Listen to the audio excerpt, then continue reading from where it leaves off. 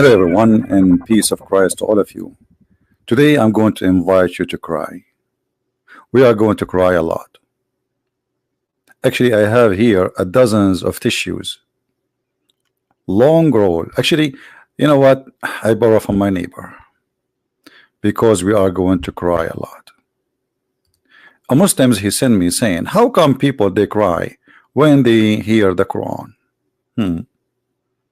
Actually, me myself, I cried a lot. But usually I cry from two things. Either when I make salad, when I cut onion, or I cry from laughing. So I'm not sure what do you mean.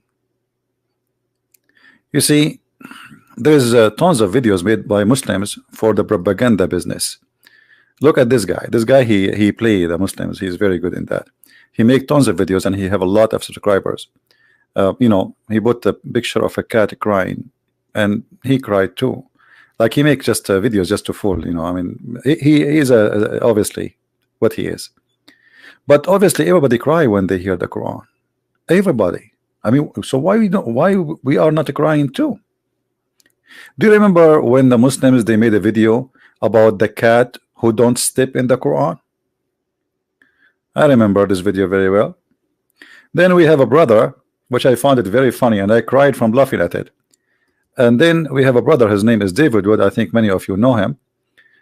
He went to his friend house, and the friend, he have many cats, many meow, because those are, I don't know, it look like even cats are Muslims. So the Muslim, they made a video saying that cats don't step in the Quran. I mean, look, even cats, like meow, meow, even the cat, she knew that this is a holy book of Allah. And they made a video and they posted, and this video is seen by tens of millions. Then David Wood, he decided to make, I don't have cats to do the same as he did. I don't have dogs. I don't have any animals here. So David, he did make a video to examine if this is true, what the Muslims they post in their videos, or it's a fraud. Let us see what happened. You know, and for sure, this is from the account of our brother David Wood, Act 17 Apologetic. You can go and watch the video from there. Let us see the video. Hi, everyone. Well, you might notice the background here. I'm at my friend's house, and he has a cat. Why am I recording another cat video? Well, I recorded a video responding to a disturbingly common Muslim argument claiming that the Quran must be miraculous and from God because a cat will not walk on it. So I tested that over and over again, and it took me on average about half a second to 2 seconds to get a cat to walk on. Okay, hold on. Let us expose the lies here. Brother and sister, this guy David Wood, he is hiring non-believing cat, brother. Those cats, brother, they are not a believing cat. The previous video, brother, it is about a believer cat. This is not a believing cat. What? The Quran each time. You're kidding. Oh my goodness. Look at those Qurans. But there are people who want to defend this absurd claim. So they replied in hundreds of comments that the texts I was using weren't Qurans.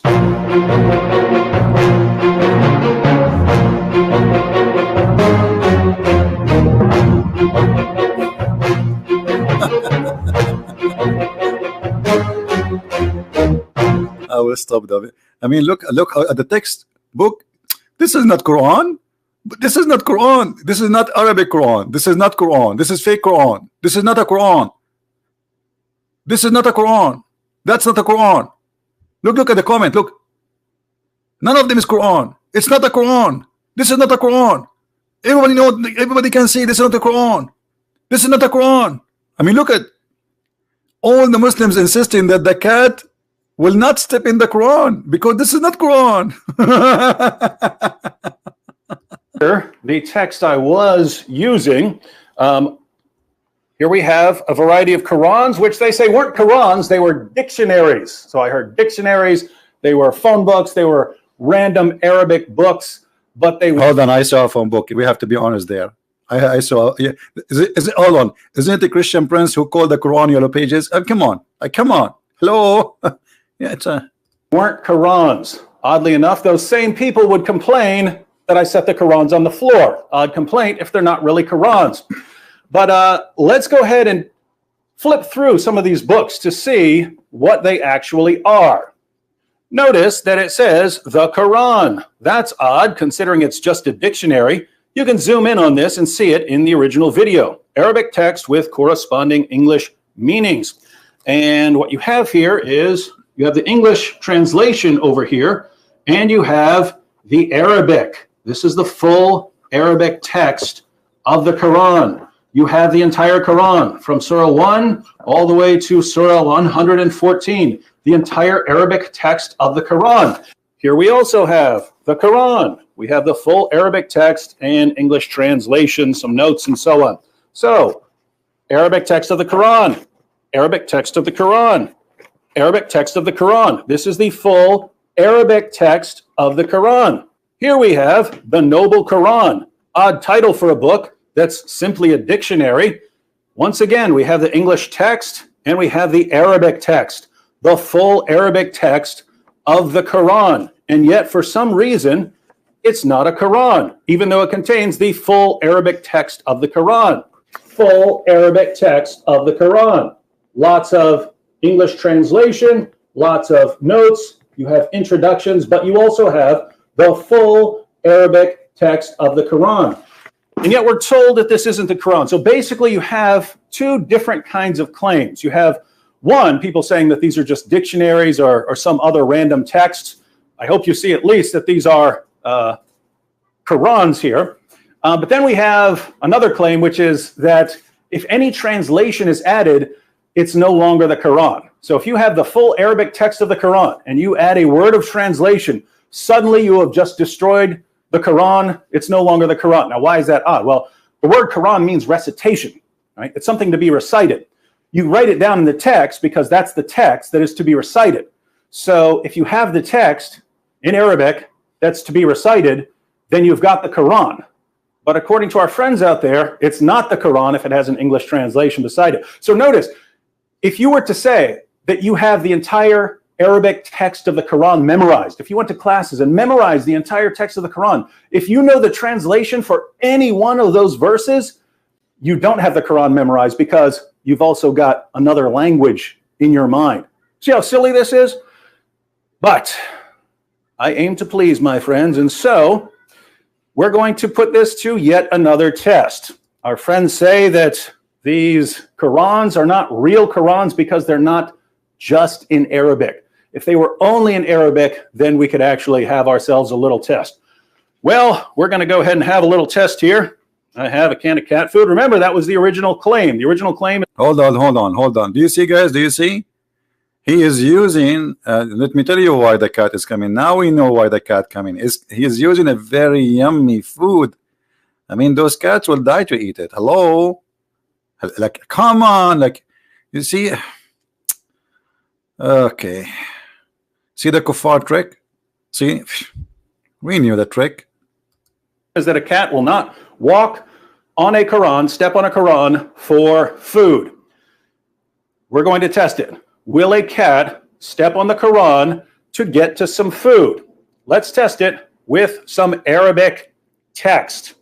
So we have here a variety of Arabic Qurans. And we have some delicious cat food. The cat is walking without food anyway. Want that? Hey, look, where's that cat stepping? Where's the cat stepping? What is that? Man. Very disturbed at how quickly that cat stepped on the Quran. And it's currently stepping on multiple Qurans. What's wrong with this cat? What's this book? You tell me what this book is. This is not Quran. This is not Quran. What is it?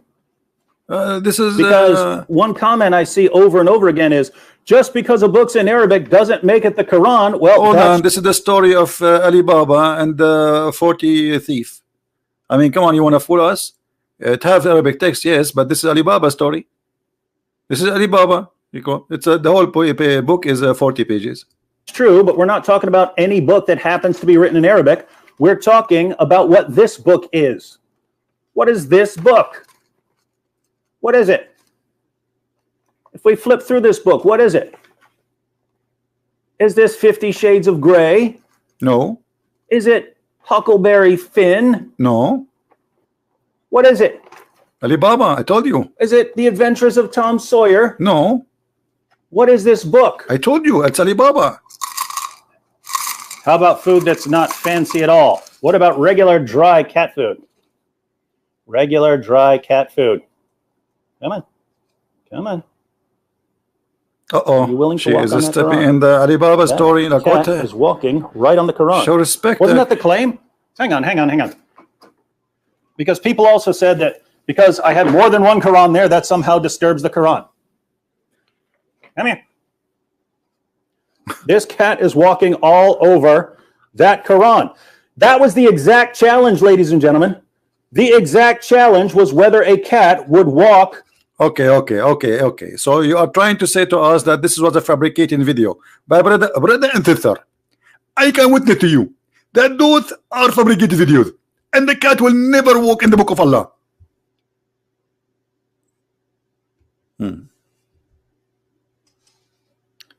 My friend, ladies and gentlemen, I will go. I just remember something. I remember how in Saudi Arabia, Muslims in Mecca, they throw Quran in the sewage.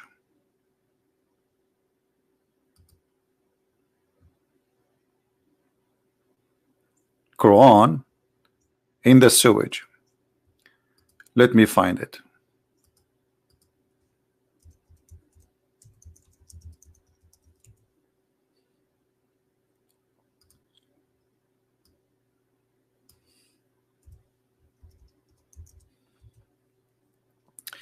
Every year, the government of Saudi Arabia, they clean, and they, even in Pakistan, even in many countries, they clean their sewage and they find tens of thousands of Quran.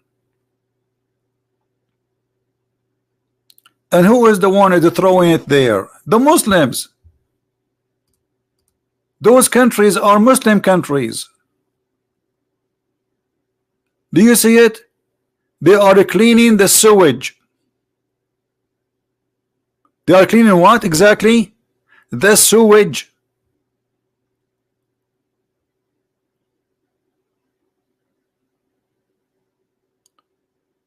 This is what Muslims they do to their own book. There's no Christians there. However, I want to give a golden opportunity for any Muslim to call us live and to choose for us a verse will make us cry. Is that fair, guys? What do you think? I mean, maybe this is true. Maybe there's one verse in the Quran make you cry, the rest they don't make you cry. Huh?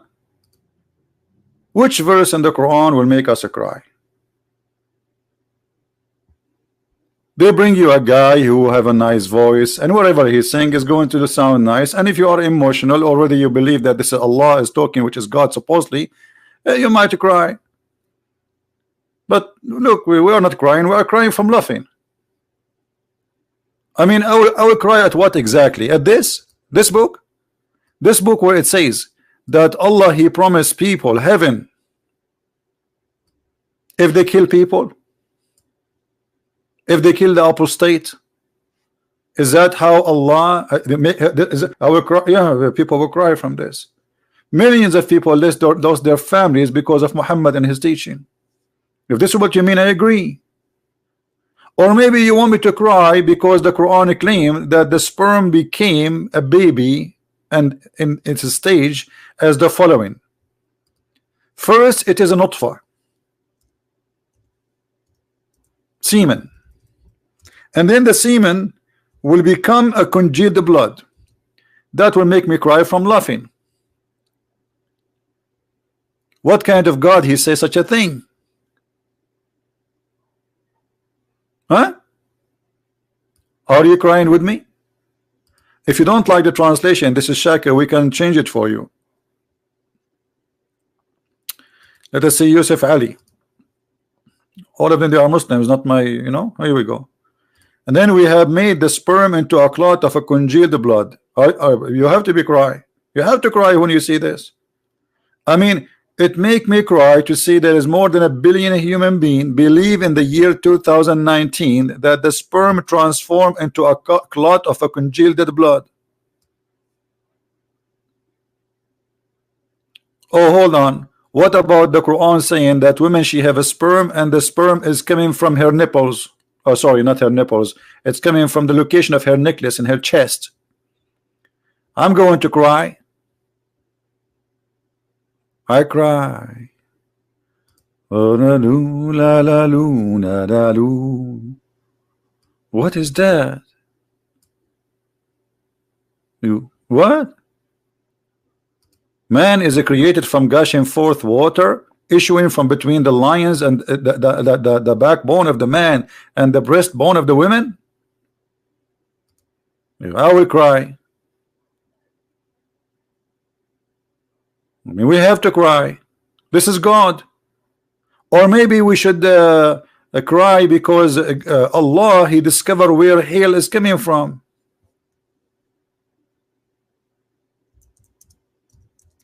Have you ever heard of God? He think that hail is coming from mountains in heaven.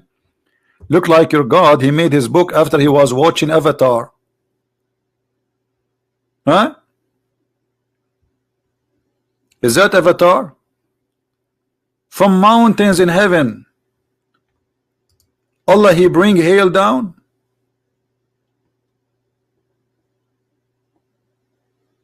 Do you see it? He sent down out of heaven's mountains wherein is hail.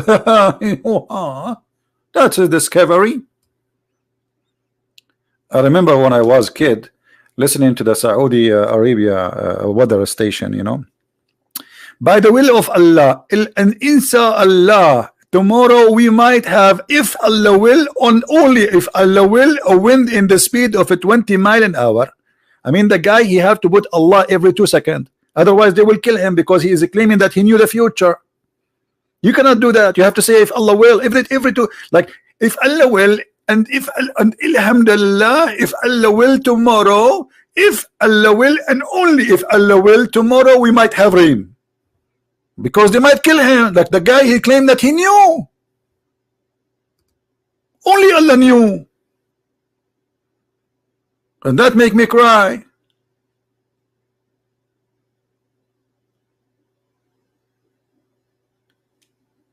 Now, who is a very smart, intelligent believer in Islam would like to call us and make us cry? I don't know. I have a feeling today I wanna I like to cry. I miss it.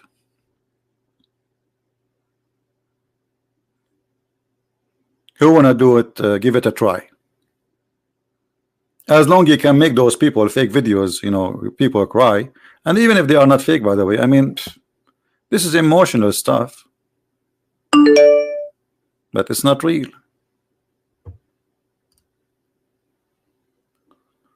We have a missed call from Muhammad Qasim. Let us see if Muhammad, you have something.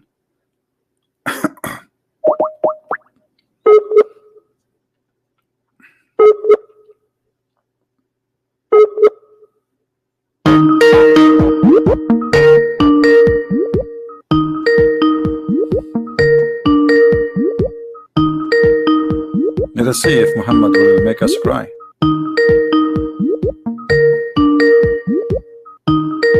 Look like Muhammad is crying already. He cannot answer that. Okay.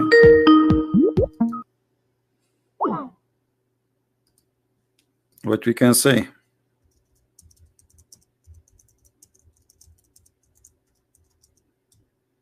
No answer.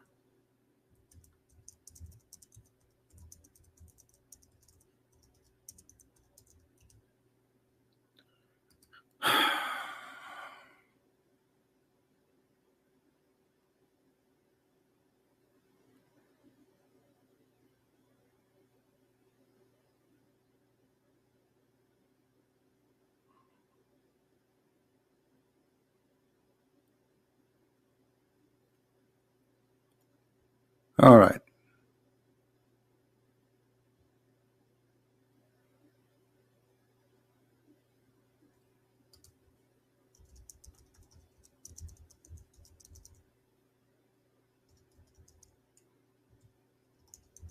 Any Muslim?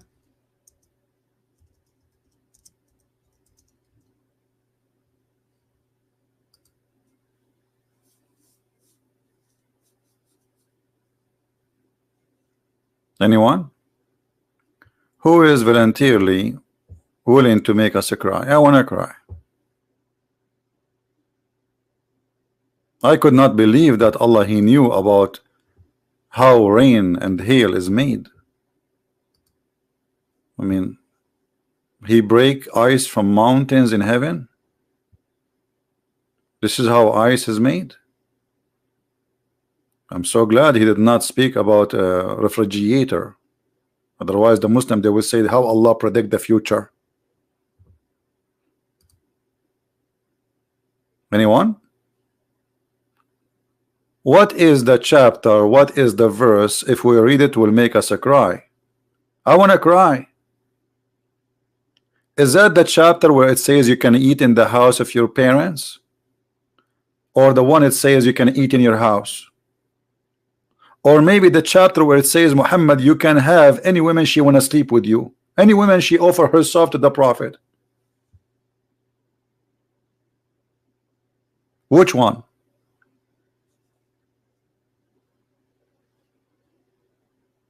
All those videos is made to make you, if you are a naive person, to think about Islam, to make you believe that this is really something special. They bring you a guy who have a nice voice and he starts singing the Quran in a language you don't understand and hoping that his voice will have an impact on you the way he recite. But what about you bring me somebody have an ugly voice and let him recite the Quran? Let us see how many people they will listen.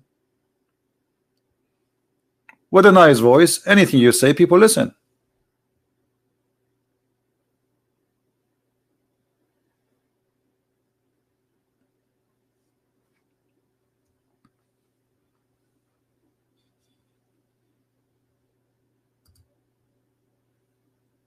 Is that right?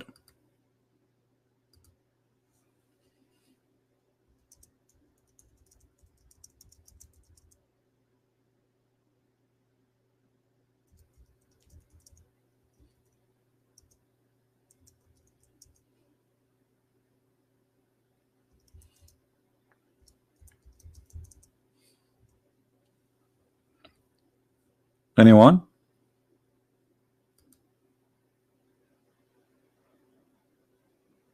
Let me sing a song for you. Let us see how many they will cry. La la la la la.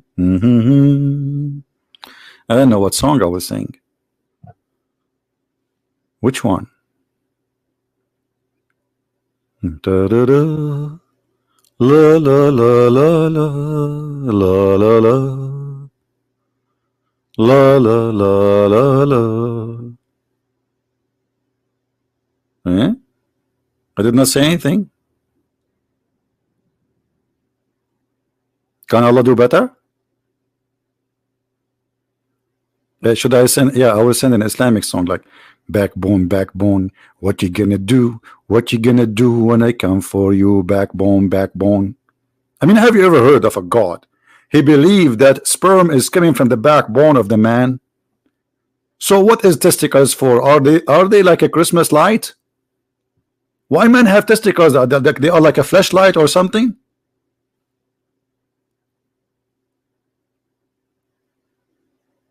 Huh? You made me cry. So you know they play for you a book. You do not understand a word in it, in a language you don't speak, and then they bring you a guy, you have a nice voice, and then they say to you, oh, it's like this guy is crying. You make me cry. Here we go.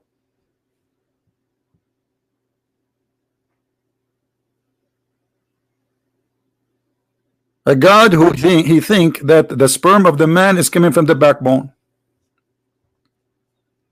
By the way, brother and sister, I have a friend, and he have a problem with his backbone. because he don't sit in the cushion, and since he do that, he don't have kids. Because the sperm of the man, and as you know, my name is Zakir Naik, and I am a doctor. What? What? The backbone? And you are a doctor? Well, nice to meet you. I appreciate your science. We cry. For sure we will cry. We are in we are almost 1,000 years, 1,400 years after Muhammad, and you Muslims believe in this? For sure we will cry.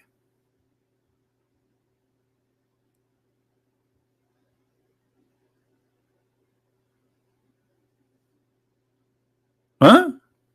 This is Quran, proceeding from between the backbone and the ribs, meaning the backbone of the man and the ribs of the women. And guys, this is the main reason I am still single. Imagine I get married, we go to the bedroom, the woman, she take off her clothes, you don't see breasts, you see testicles. Brother, breast, testicles. This is God.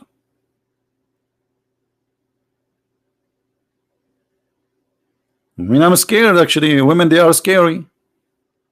They look nice from outside, but they don't hold on. Just wait until they take off their, you will see the crazy stuff. They are alien. They are not human, brother. They are alien. What is that? So you want to tell me that this is God and we cry? We cry at what? We cry laughing. This is a comedy. This is not be from God.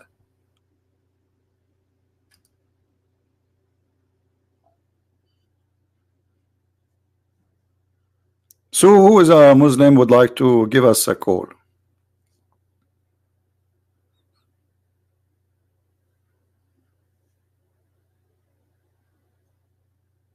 Anyone?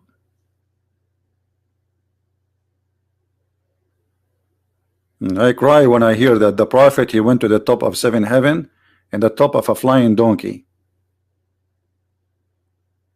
And what he saw in his way? I mean, somebody went to the 7 heaven and came back. Shouldn't he describe for us the space between? I mean, what, like, how he went there exactly? Did he go see the space?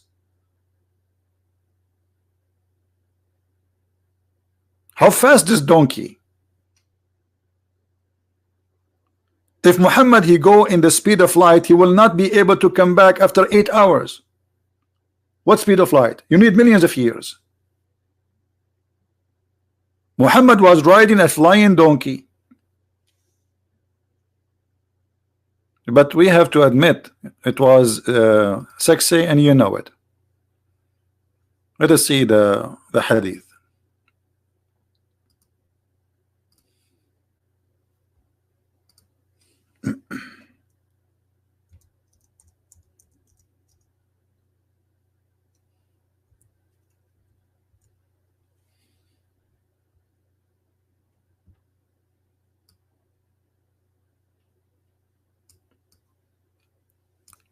I was brought al-Burak, who is an animal white and long, longer than a donkey but smaller than a mule. Okay, this is al-Burak. This is a spaceship of Muhammad. I want you to explain to me how this donkey he can go to the space and come back in 8 hours, and not only actually come back, in his way he stopped in Jerusalem.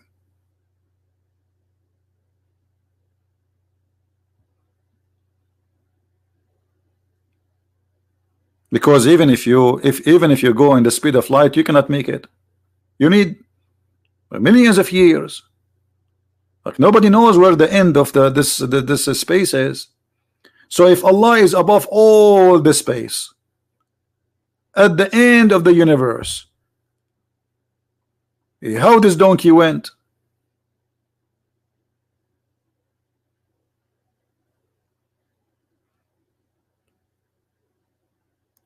I don't want to mention how the donkey converted to Islam too. Guys, do you know, according to Ibn Kathir, Who is the first one who commits suicide in the history of Islam? It was a donkey. His name is Yafur. Yafur is a donkey. He was captured by Muhammad. He killed a Jew. He took his sandals and he took his donkey and he took his silver and his gold. And then the Prophet, he asked the donkey, do you like females? And the donkey was weird. I mean, weird donkey. He says, no, I don't like females. Actually, I have a cartoon about it. You can search for it.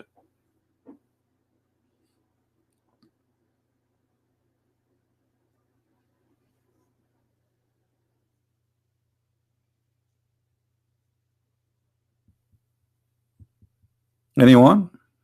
Any Muslim don't agree?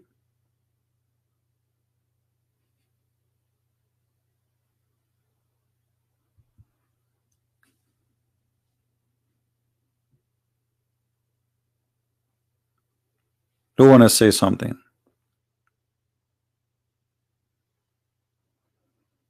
And look, in his way, he went to Jerusalem. I mean, not only he went to the 7 galaxies. And what in heaven he saw who? He saw Isa, he saw Moses, he saw Abraham. I mean, he saw Adam, and Adam was crying. He looked at the right, he laughed. He looked at the left, he cried. I mean, what a comedy show. Hey Adam, can you stop this? You are giving me you are making me dizzy, man. He looked at the right, and then he looked at the left, and he started crying. And why? He a prophet, he asked him why. He asked Jibril why Adam is doing that. He said he looked at the right, he find those who will go to heaven. He look at the left, he find those, he see those who they are going to go to hell. Like, what a comedy.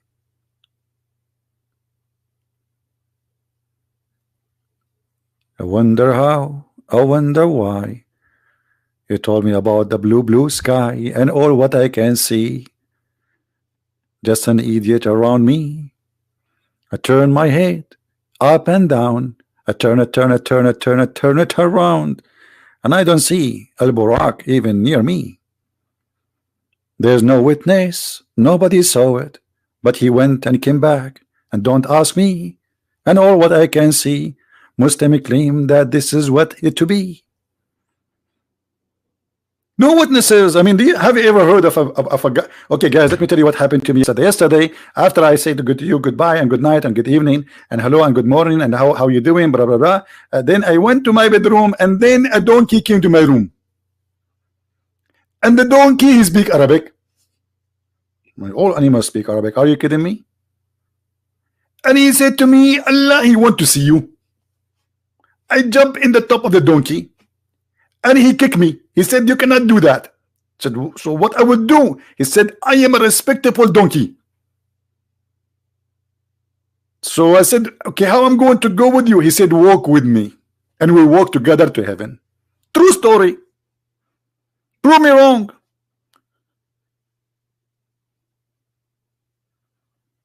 Do Muhammad have one witness that he went anywhere? I mean, what kind of miracle? Nobody saw, nobody witnessed. And even Aisha, she said his body was here. Even Aisha, she said the prophet body, his physical body was here. So how he went there?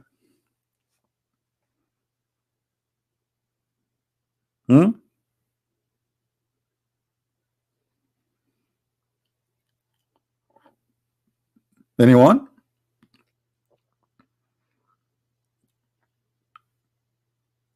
Hello. And here the story, by the way, it turned into more comedy. Like when Muhammad, he went to the gate with the donkey and Jibril. Jibril, when he arrived at the gate of the heaven, the angel guards of the door of the heaven, they said, who is there? Like, what? The angels, they did not recognize Jibril. Why? They don't have a software for a face identification. This is Jibril, the most important angel for Allah. The guy who is going backward, forward, backward, forward. I mean, come on, how many times a day they see him? And now they are asking him, who are you? He said, Jibril. Look. Read carefully with me. Jibril then asked the gate of the heaven to be opened, and he was asked who he was. Like, what? Like what? What? Who are you? Like what? This is the supposedly this is the head of the angels. Like, who are you? I'm Jibril. He replied, Jibril. That's it. The problem solved. He said, Jibril. I will go now to Allah. I say, open the door. He said to me, who are you? I say, Jibril. I mean, the story is very convincing. Aren't you crying? And then he replied, saying, Jibril. He was asked again, and who is with you? Look at this investigation. It's like the headquarters of the CIA. Those angels are a bunch of ignorant. They do not know who is Muhammad. They never heard of Muhammad. Are you kidding me? The name of Muhammad written in the chair of Allah. Everybody knows Muhammad. But the angels of Allah, they do not know who is he. Look how insulting.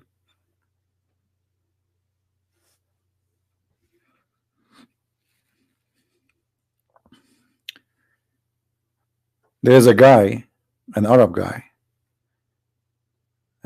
He have his cousin coming to visit him.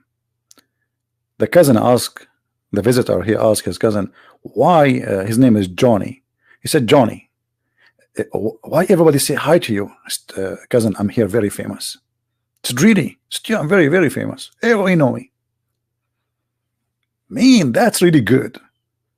So one day they are in Italy, you know. So they went to the Vatican, and the Pope, he was making a speech. Johnny, he said to his cousin, I'm going to say hello to the Pope. Okay, just wait for me here. The cousin, he was suspecting that his cousin really is so famous. So he asked the guy, when his cousin stopped in the stage to say hello to the Pope, he asked the guy who was standing next to him. He said to him, hey, by the way, do you know who is that guy there in the stage? The other guy, he said to him, the guy next to Johnny, you mean? I do not know. The Italian guy recognized Johnny, but he could not recognize the Pope. And this is exactly what the Muslims are saying to us. Johnny was more famous than the Pope. Like, you mean the guy in white next to Johnny? I don't know him. But Johnny is known, but the Pope is not.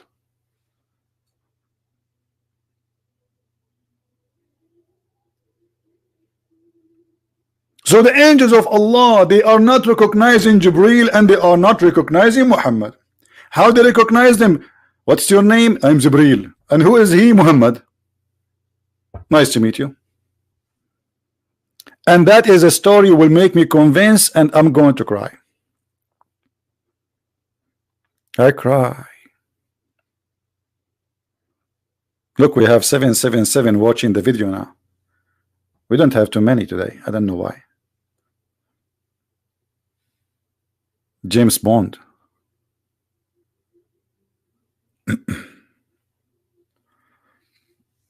I mean, if we read the story, we will die laughing. He went to the second heaven, and he asked him the same question in second heaven. Who are you? He said again, Jibril. And look, they are asking him. He was being sent for. Look. Allah did not leave the name of Muhammad in the door. What kind of security Allah he has? He was asked for. Shouldn't you check with Allah? Like, what do you mean he had been asked for? And Jibreel, he says, yes, indeed, he sent for. And then the door of heaven opened. And then, brother, I saw Adam. Okay, Adam in heaven. I thought Muhammad, he said before in different place, he will be the first to be resurrected between all mankind. So what do you mean Adam in heaven? And he welcomed me and prayed for my good. Then we ascended to the second heaven. So that's it. The first heaven have only Adam. I mean, this Adam is really a big shot. He is taking the whole floor by himself.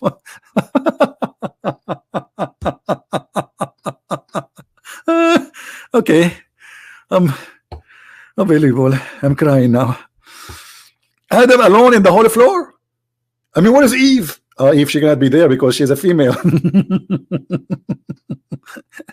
Adam is busy with his virgins. Yeah, Adam, how are you doing? I'm busy. What are you doing? I told you I'm busy. Busy, you doing what? First of all, I did not say to you I'm busy. I said I'm busy. I'm busy. What does that mean? Don't. Okay, I'm doing like the bees. I did not get it, Adam. What do you mean? I have a lot of flowers around me. I'm getting their nectar. Busy. Did you get it? Okay, sorry. Adam is busy with the virgin. And then he went to the second heaven and they asked him the same question. Look, then we went to the second heaven. Jibreel asked for the door to be open, the same story, and it was asked who he was. He answered, I'm Jibreel. And he asked again, who is with you? Like, what's wrong with this security? Are we going to do that? Each time we open a door in the heaven, he has 7 doors.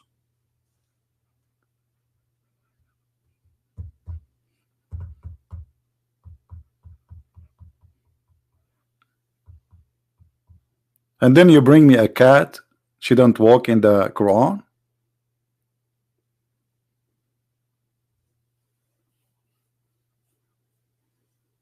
Are you Thor?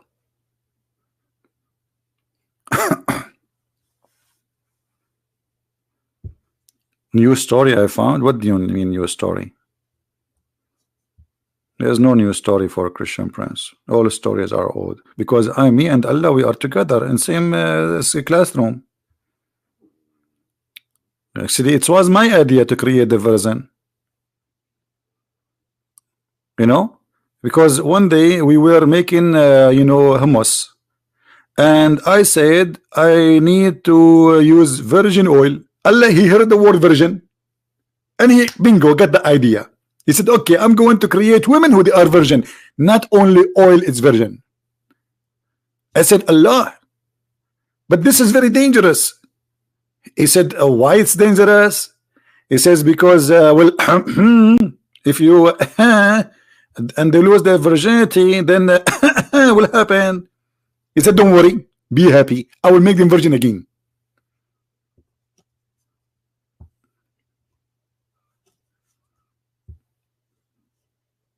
To believe in this, you have to have a virgin brain. Never been used. Ever.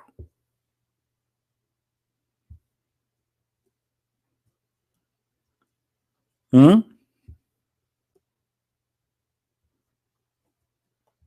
we have any Muslim don't agree?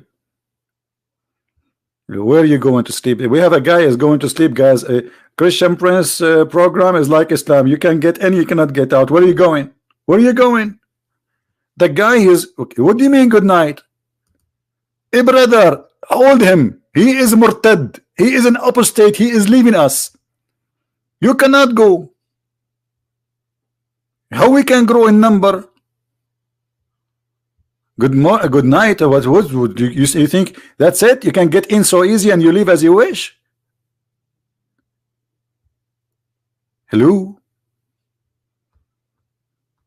Crazy people. You get in, you cannot kill, you cannot leave. That's it. You stay here until Judgment Day.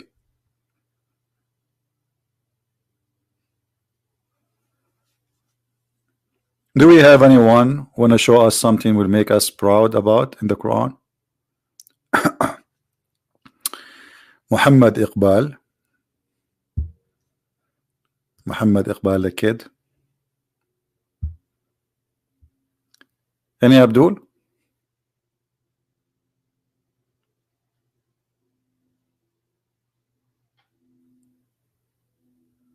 Anyone?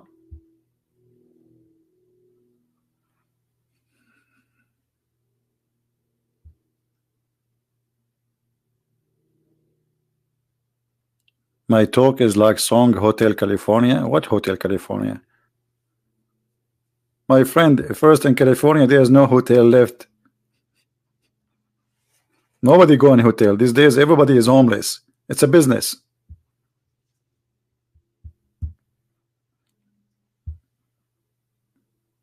You go, you open a tent in the side of the road. They give you free food, free drink, free electricity, and you are the good guy. Now you want to go to work. and the government support you. So change the song. Yeah, it's not a Hotel California. It's called, it became Tent California. Why you cannot call Skype? I don't know. Ask Allah. What, are you going to blame the Jews? If you cannot call Skype, obviously Allah is not supporting you. Isn't it the Quran says everything happened, especially the bad one, is by the will of Allah? Brother, is it true or I'm making things up?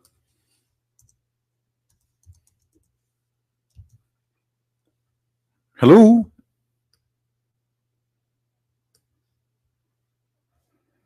This is the Quran saying all bad things happen to you by my will. So do you think you cannot call me because of Allah will? Is it Allah will involved, brother?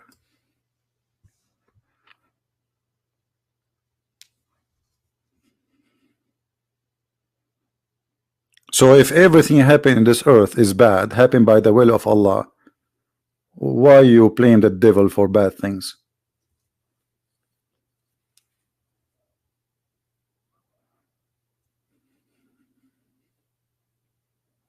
The Quran is full of guidance. Hold on, I don't know if this is the true Muslim Abbas or this is something different.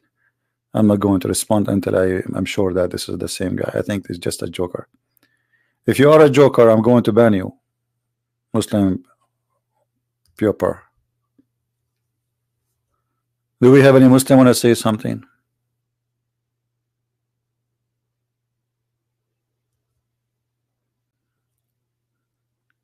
All bad things happen by the will of Allah. Okay, let me ask you, when the Muslim they say the Bible of Allah is corrupted, so does that mean that the Bible of Allah corrupted by the will of Allah?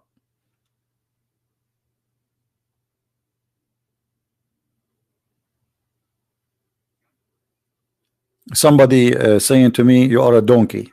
My friend, I don't know why you are saying that, because if I am, that will be make me the cousin of your prophet wife or her brother.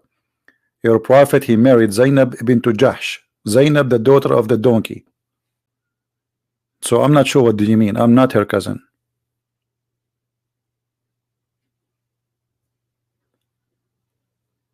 Any Muslim? Was the Bible of Allah corrupted by the will of Allah? The Quran says yes.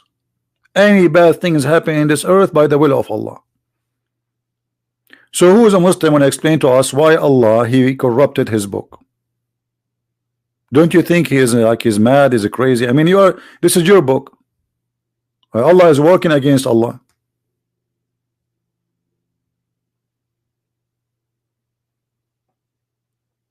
Somebody saying Quran guide you to hell. Quran guide you nowhere, my friend. The first thing the Quran will make you will lose your GPS for anything. What guide you to hell? Even hell, you will be homeless. You will be homeless about science. You will be homeless about when Allah he teach Muslims that a man he can beat his wife. I mean, is that will fix your family or you will make you an idiot, professional idiot? Beat your wife. I mean, what kind of God he advise a man to beat his wife? And what for? To make her obedience. Okay, you beat your wife. She go and God knows what she will put for you in the food later. Ta ta ta ta ta ta ta ta. Did you beat her?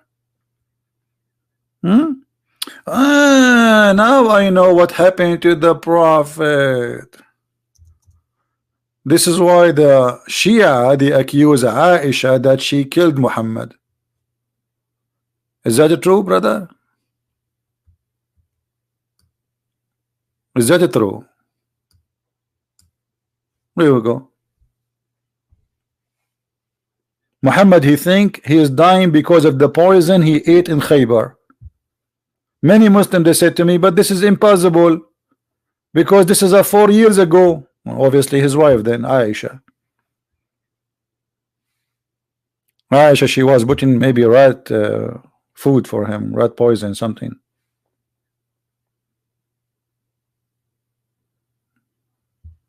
Hmm? Anyone? And I'm telling you what the Muslims Shia believe. There's tons of videos. Just search in English, and there's a big sheikh. His name is Yasser Habib, and many others. They claim that the one who killed Muhammad is Hafsa and Aisha. Both of them conspiracy against him.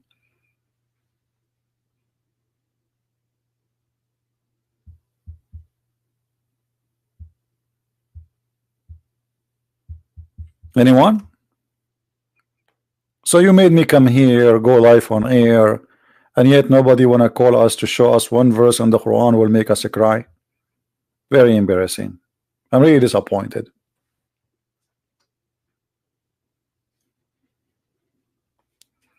Let me tell you a story which is more useful, guys. I want to give you some advices.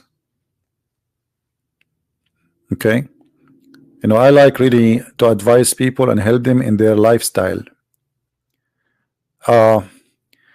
Brothers and sisters, yesterday an angel came to me and he said to me, you can eat in your home. And now I'm going to explain to you the benefit of eating in your home. A prophet, God told you that we can eat in our home. Yes, brother. A prophet, I was eating in my home all my life. A brother, still it is Allah who told us to do it, so we do it. Prophet, we are doing that since the beginning of mankind. I mean, we're a human being eating his home. Listen, this is not the topic. The topic is Allah, He ordered us, it is okay to eat in your home. But brother, already we are eating in our home. Even the kuffar, they eat in their home. The atheists, they eat in their home. Everybody eat in his home. Hey brother, this is not the topic. The topic is that Allah said it's okay for you to eat in your home. What's the problem? You have a problem. If you have a problem, we are going to call our brothers, the Mujahideen. Do you have a problem? No, I don't have a. I understand. I have no problem. I did not say anything. Actually, I agree with you. Allah is all wise, all knowledgeable. All right. Any Muslim? And the brother, Allah told me, if you are blind, you can eat in your home. Hey, brother, are you sure? First of all, don't call me brother. I'm a prophet, and you know it. If you are blind, you can eat in your home. So where the blind supposed to eat? Any Muslim can tell me? I mean, the blind supposedly he eat where? Now Allah given him permission to eat in his home. Why in the time of Muhammad there was like a Sheraton and like whatever 5 stars hotels and the restaurants? I mean, where people eat? It's no fault in a blind nor in the one who is born lame. So if you cannot walk straight, you can eat in your home. Wow, thank you Allah, thank you. I was waiting for this moment all my life. All my life I was waiting outside my home. Now I can eat. Look at the wisdom. How many want to cry? And then he says, and Nur, what? Nur, the one who is afflicted with illness. Oh, are you serious? If somebody, brother, is sick, he can eat in his home too? Yes, brother. Alhamdulillah, mashallah. Allah is all wise. Nur in yourselves. So if we even if we are not ill too, we can eat in our home. Yes, brother. I was afraid, brother, I will not be included. This is God. He went to his office and he started writing this. Don't you think this is so deep?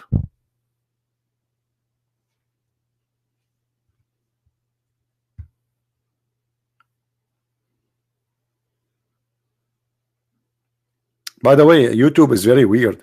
I mean, I'm not familiar with YouTube. Like you see, I came from the Arabia, and by the way, we are the one who discovered the internet. I'm telling you, Even like a very famous Shakespeare. He's an Arab. His name is Shakespeare.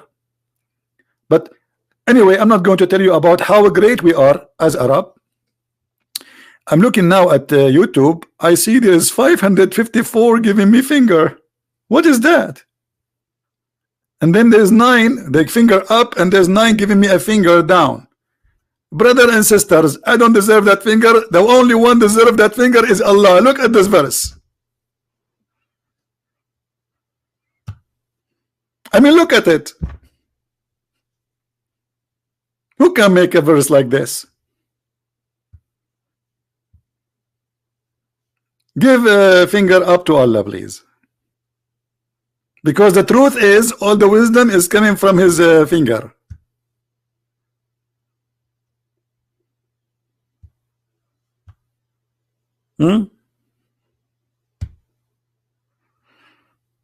Anyway,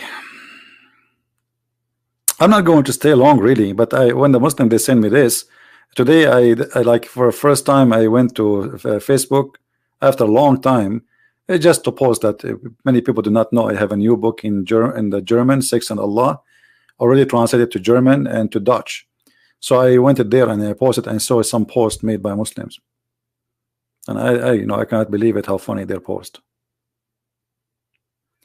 هل يمكنني الاتصال بك عزيزي المستمع؟ اتصل بجبريل على الرقم الآتي 0002 والله أعلم.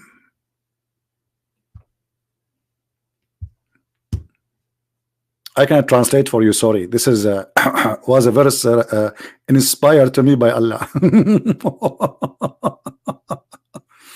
Unbelievable. What do you mean stand up comedy? I mean, this American, I mean, English is really funny. Stand up comedian. I mean, cannot you be comedian and you are sitting? Why I need to stand up? Give me a reason. My friend, your reasoning is the same as reasoning of Allah. Stand up comedian. Okay, can't we do it and we are sitting? Like, hello? And honest to God, I'm sitting right now. So you are saying to me, in order to be a comedian, I have to stand up. Okay, I quit. I quit. That's it. I don't want to do it. You do it. You stand up, and I speak. So, do we have anyone want to say something to us? Something smart, something intelligent, something amazing?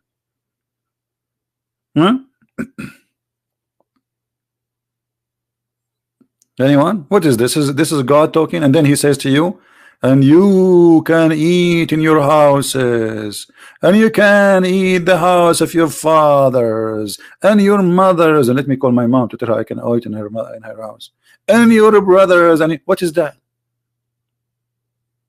What is that? You can eat in your house?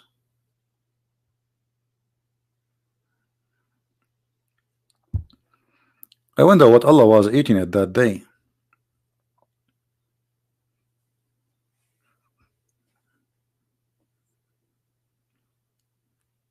I think Allah, he should have changed the channel. He is watching too much CNN.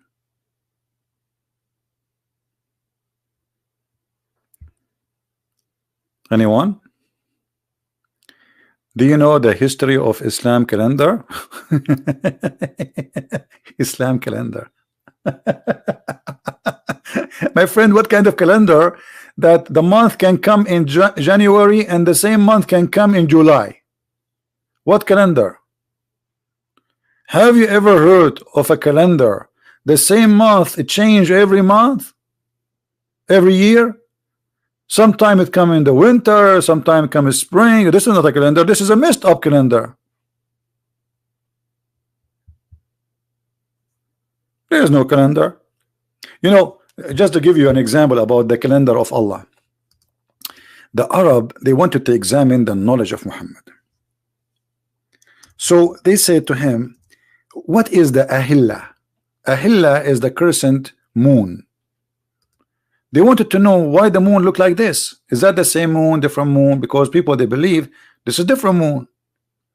So they are asking you, and look here at the stupid translation concerning about the new moon. You see the word new moon?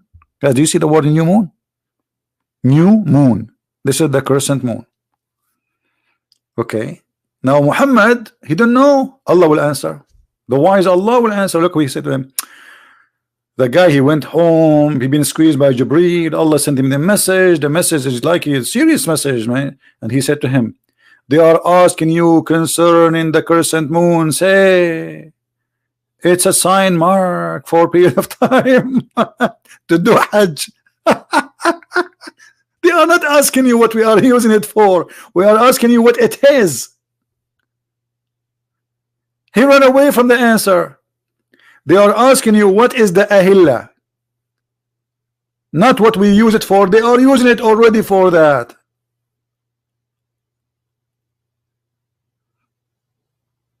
People, do you understand what I'm saying? Imagine I say to you, okay, what is the reason for the moon to look like this? Is that a new moon, different moon? Is that a different planet? Or so? And then you say to me the moon is used for timing. But this is not the question.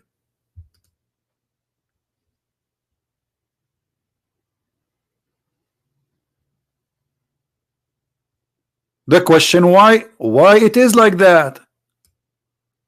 Explain how this is happening. How the moon sometime is full, sometime it is a crescent moon. That is the question.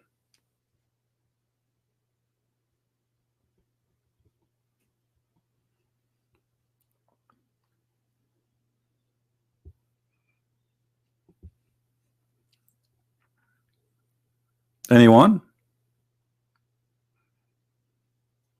Okay, guys, I'm not going to stay long. Don't forget, please, to download my videos before we take them down. We don't leave them for long. I'm working in my book. It's called Allah's Justice, because Allah is full of justice. I mean, He's full. If you open the barrel from the top or from the bottom, it's the same. He's full of justice. I mean, you will see. So I want to finish this book as soon as I can, and this is why I'm not really staying long. Actually, I was away for a few days just working in the book, and you know, I am the same as Allah. I need like to be in the mood of writing, you know. So I hope we will be able to finish it soon, and I will send Jibreel, and Jibreel will publish it. Anyone knows Jibreel? I find it really good that Jibreel, he speak Arabic. I mean, this is the same Jibreel, he came to Mary and he speak Hebrew. But the difference is, when Jibreel, he came to Mary, he said to her, Shalom. When Jibreel came to Muhammad, he squeezed him.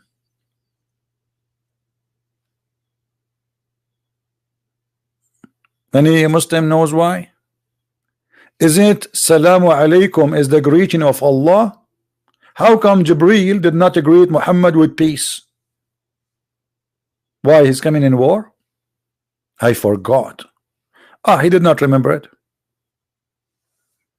There is a Muslim, he says, Astaghfirullah. That's a good move. That's a good move. Astaghfirullah. But don't you know that the Quran says you ask for forgiveness or you don't ask, it doesn't matter? Because it's your destiny.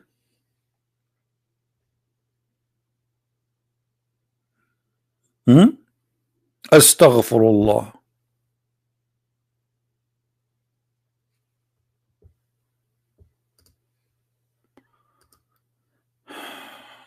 Okay.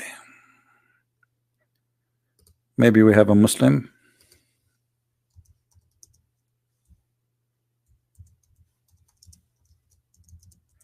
Even though I have to go soon, but let us give him a chance for somebody.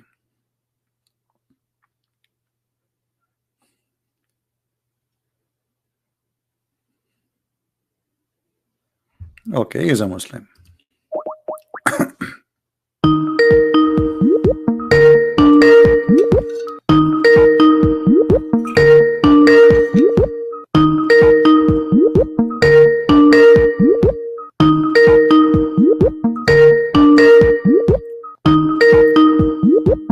Answer, my friend. Hello?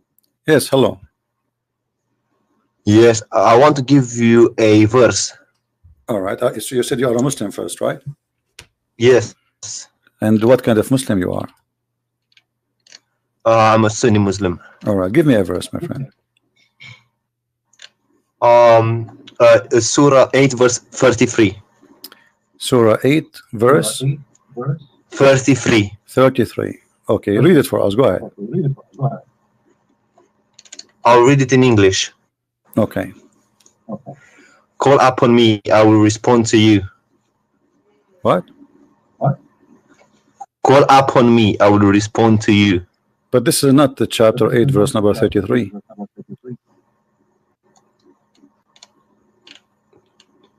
Eight 33. Yes. It doesn't Oh, say. sorry. No, I made a mistake. It's 40 60. Chapter 40, verse 60. Okay, chapter 40, verse 60. All right, go ahead, read it for us. Call upon me, I will respond to you. Okay, did that happen? Yes. To who? To everyone who calls upon him. All right, well, your prophet, he been challenged to have a miracle every day in his lifetime, and Muhammad in the Quran keeps saying that Allah refrained from sending miracles. So how he call him, and I will answer you. The Quran is a miracle. Well, hold on, the Quran says that Allah refrained from giving miracles. Is that true? Giving miracles to other prophets. He refrained to give miracles to Muhammad. Muhammad had many miracles. Well, the Quran then is a contradiction, because here we go. This is Quran speaking about Muhammad, not about others. Here we go. Read for me chapter 17, verse number 59. On your YouTube channel, yes? You can read it in your book from your side, doesn't matter. Chapter 17, verse number 59. Let me open it up. And we can open for you any translation you wish. Which translation you like? Which translation is your favorite translation? Pictal. Here we go, Pictal. All right.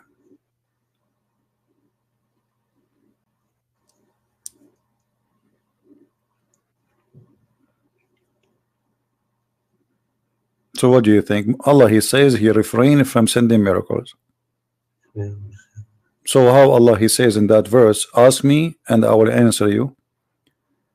And the people, the Arab, keep asking Muhammad, and Muhammad answered them, I have no miracles. Yes, but you know, inside the Quran there are many miracles. Like what? Give me one. For example, that honey is a healer. It's what? Honey can heal. I think it's Surah 86. Honey can heal. Verse hold on. Yes. Okay, hold Surah on. 16, verse 69. Yeah, but this is the honey can heal. This is exist in the Bible, and it's not a miracle of God. I mean, this is you know, something people they knew before a long time. People use honey for it. But let me show you. As long you are saying. Surah 16, verse 68. No problem. Okay.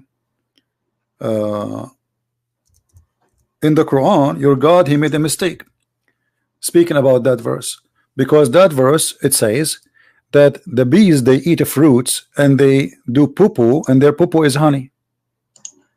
That's not correct. I read it. This is the chapter you gave me, verse number 69. Yes, I know. Okay, read it. What they eat, what their food according to the Quran. Look, it says wherein is healing for mankind. My friend, read the verse. They eat from the fruit and they do poop honey. It's in the front of you. Yes, they eat fruit. Yes, okay, that's true. The bees eat fruit. The bees don't eat fruit. This is not true. They do. No, shall I show you? No, the bees, they eat honey. The food is their food is honey. To show you. I can show you. My friend, the bees, their food is honey. So your God Allah, he is an ignorant. He think that bees, they eat a fruit and they poop honey. I will show you. Okay, my friend, does it say in the front of you they eat fruits? Okay, what is the honey? So the bees, when they make honey, they let me ask you. So what is the honey? Why the bees they have honey? What is that? They suck the nectar out of the fruit. All right, but the nectar, they don't eat it as nectar, they eat the honey, correct? No, they produce honey. They don't eat honey. So They suck the nectar so from why the they fruit. produce honey? Why they produce honey? Because they transform the nectar that they suck from the fruit. Why they want to? Why they want to? Okay, you said that the nectar is their food, correct? Yes, Okay, so why they don't eat just the nectar as it is? Why they make it honey? because that's what comes out from their bodies. See, this is exactly what I'm saying. Your God Allah saying that they eat honey and they do poop honey. They eat the fruit and they eat honey. They poop honey, and you agreed with Allah. And this is a mistake. Yeah, but that's a miracle because What's a miracle? They are eating the fruit, but this is false. The bees don't eat the fruits. They do. They eat the fruit. They suck the nectar, and then they produce honey. Thank you. The nectar, they suck it, but they don't eat it. They suck it. They collect the nectar. They go to their hives, and then they transform the nectar into honey. So your prophet and your God think that those bees, they eat a fruit and they do poop honey, and then we collect their poop. Yes, but that look. Okay. No. Listen. They suck the nectar. They produce honey. Okay, and that honey is a healing for mankind. Okay, so that's a miracle. How can you say honey is healing for mankind? Well, this is, you can go right now, type in Google the word honey in the Bible. You will see the Bible saying the same, and this is a book long written before Muhammad. So show me that. Show okay, me that. If I show you, what you will do? Then I will say this is not a miracle because it was known before. So anything is known before, you will reject in the Quran? Yes, because it's not a miracle, because if it was known before. It's like me saying the earth is not flat. Everyone knows that. That's not a miracle. All right. Do you understand me? All right. I understand you. Yeah. Go ahead. I've sent you a link on Skype. Yeah. Well, I don't open links in Skype. You can read from. Oh, okay.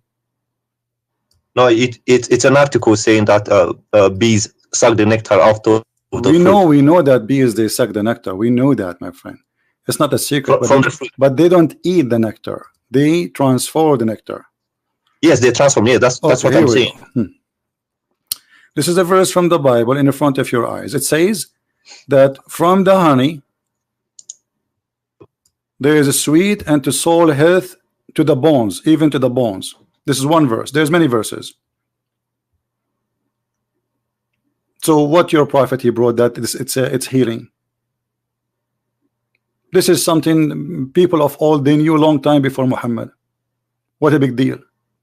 What's honeycomb? Honey. The honey. Let me look it up. 1 second. Okay. Well then I guess that's not a miracle if it was known before. Okay, give me different miracle then. The splitting of the moon. Okay, splitting of the moon. The moon is not split. The moon is there. No, but it was split. No, if the moon is split for a second, the moon will be divided into two parts, correct? Yeah, okay. It's called an eclipse. And if you, okay, thank you. So the eclipse is the moon split. Sorry? Is the moon eclipse, is the moon splitting? No. Okay, so why you are it's saying the way this, we see it. So why you are saying it's a miracle? Because it was actually split as in two. It wasn't one. Okay. And what is the point of this miracle, which nobody see? To make the unbelievers believe, the ones at that time. And did they believe? The pagans. Did they believe? Some of them, yes. No. Here we go. And that will be the contradiction for this verse. That your God, he says to Muhammad, that I refrain from sending miracles because people, they will not believe. So, and this verse came long after. So how Muhammad, he says that Allah, he split the moon, but then we find a verses came in after that verse saying that Allah refrained from sending miracle.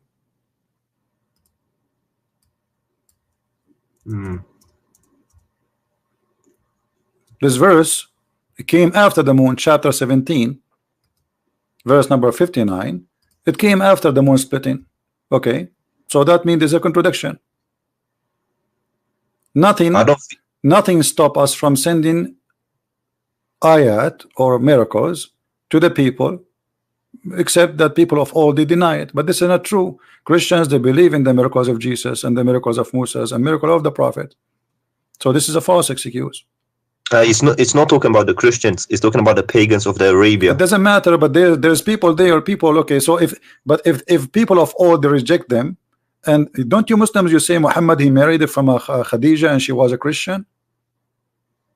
Yes. Okay, so this is mean according to you Muslims, Quraysh there is a Christian people. So no, because there are not in what no, because today there are not Christians in Arabia.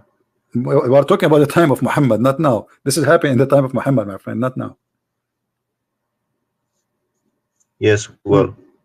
So can we go to can we go to Surah 86 verses 5 to 7?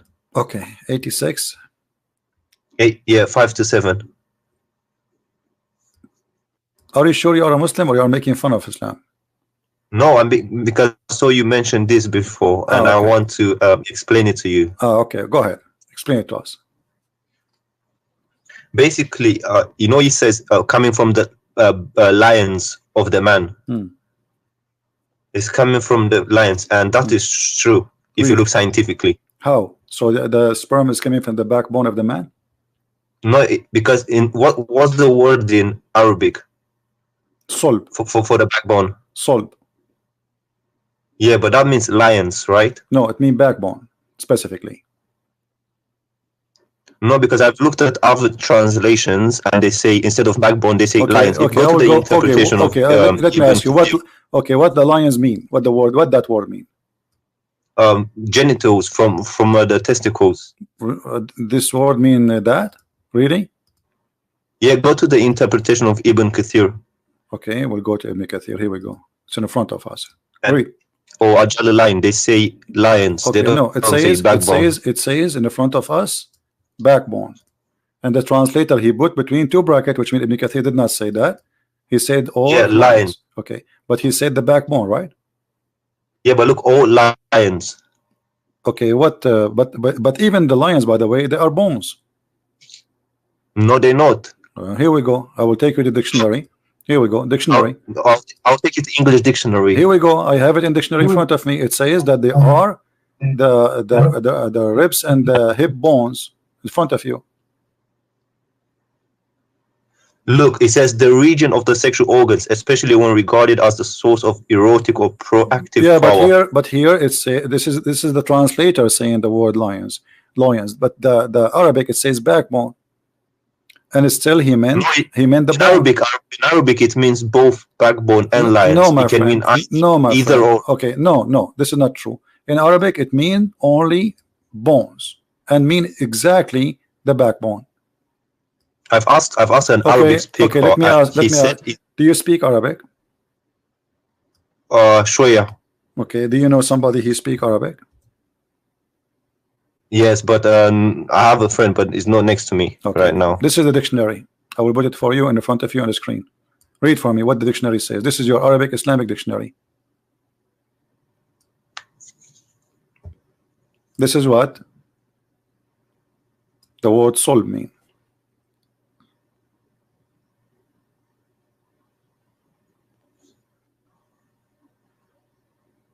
So yes, but it can also mean lions, can't it? No, it doesn't. How do you say lions in Arabic? There's many words. I mean, like Arabic is very. None of them is the because it's not the bone. This is the backbone. My friend, that's the word solb. The word solb is specifically the backbone. You can go and open any interpretation you want. You said to me Ibn Kathir, right? Here we go. This is Ibn Kathir. This is Ibn Kathir, meaning the backbone or the ribs of the woman. Do you see it? Yes, but if you go to a Jalalain, let's go to another thing. They also say let us go to a Jalalain. Hold on, I will go to a Jalalain. Remember, this is your choice, right? Yes, I'm just trying to clarify clarify this. Yeah, you cannot. I'm not trying to be my friend, contradict you. You are reading your own Islamic translation, and even your Islamic translation is proving Islam to be false. Let us go to Al-Jalalain.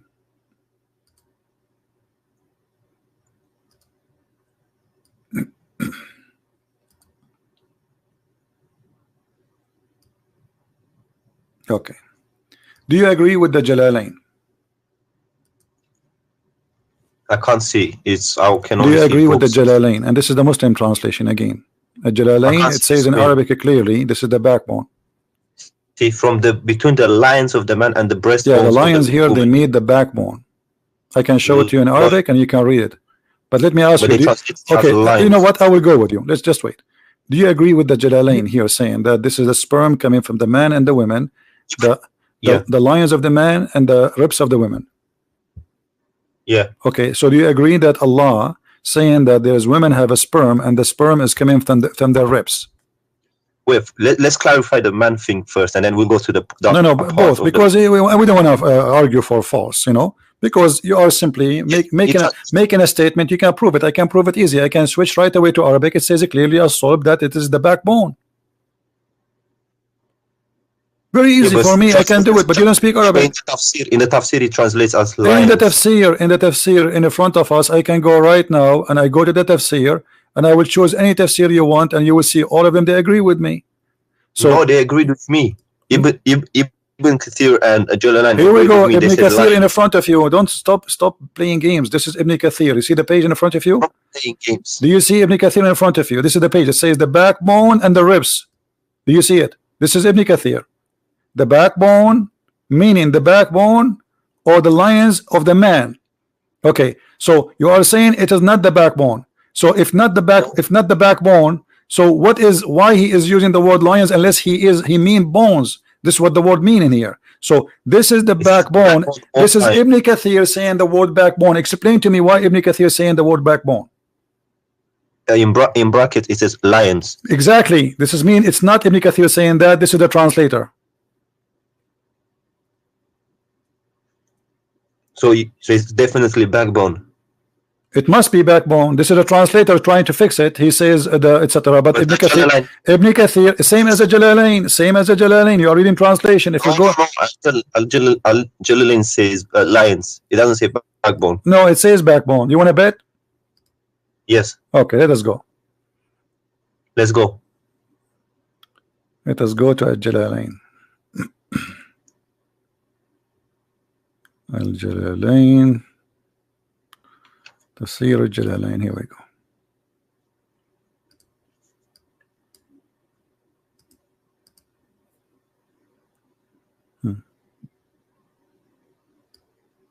And I can give you a name. يخرج من بين الصلب للرجل والترائب للمرأة وهي عظام الصدر. Did you understand anything? Yes. What it says? Go ahead. There's a gastric fluid coming from the lines of a man, and it doesn't say line. Why it says the word line? Do you see? Show me which one. Which word? It says which word? Backbone. The backbone. So it's the backbone and the women breast bones. But don't you think this is stupid? Both of them are wrong, because neither the man, neither the women, they have such a thing. Secondly, the women don't have a sperm. Number three, how in the world women who don't have a sperm at all, yet he claimed that her sperm is coming from the location of the necklace? Well, the first part is true, but the second part I don't agree with it. But okay, so you are saying to me that Allah he did lie in the second part according to you? No, there's a doctor. It's called Dr. Moore who agrees with I know this Dr. Moore. statement. Dr. Moore, he did not speak about this, and the Muslim follow him. They speak about the nutfa. This is a different story. Yes, but he agrees with this statement. No, he did not agree with this, because then he never mentioned this. Don't lie. Dr. Moore. No, Dr. Moore, they give him the verse about nutfa, and they lied to him, and they said to him the word alaqa mean a leech, but the fact the word alaqa does not mean that in the Quran. Yes, alaqa is a congealed dead blood. And we can show all Islamic interpretation, and they will get all those Muslim liars busted. They lie to this guy, lying to him, says this what it's mean. The guy don't speak Arabic, but it doesn't say that. Yeah. But do you agree? No, don't change. We will go there one by one. Okay. So now you agree that the second part, everybody heard you saying that at least the second part of the verse is wrong, correct? Scientifically, yes. It hasn't Okay. been So discovered what yet. kind of God? Half of the verse according to you is correct, and half of the other verse is wrong, because now the creation of the baby is wrong, because as long half is right and half is wrong, it doesn't matter which half. We have a wrong creation of the baby. Yeah, I think the translators translated it wrong or something. My friend, who care about translators? I speak Arabic. I read in Arabic. Okay, okay, what if we go and see what your prophet said? What do you think? Do your prophet understand how the baby is made? Yes. Okay, let us see what your prophet said. Whatever your prophet said, obviously your prophet, he understands the Quran better than you and me, right? Yeah. Okay, read with me.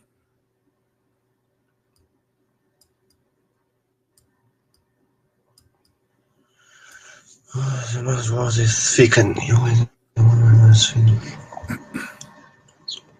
thick and white. Water is thin and yeah, that's true. That's true. Or the resembling part, I don't know about the resembling part, but the water being thick and white is true. And okay, what is the water? When Muhammad, he says the word water for both water of the women and water of the man. What is that water? The lubricant part, you know, the thing that comes at the beginning. All right, so this is what make the baby.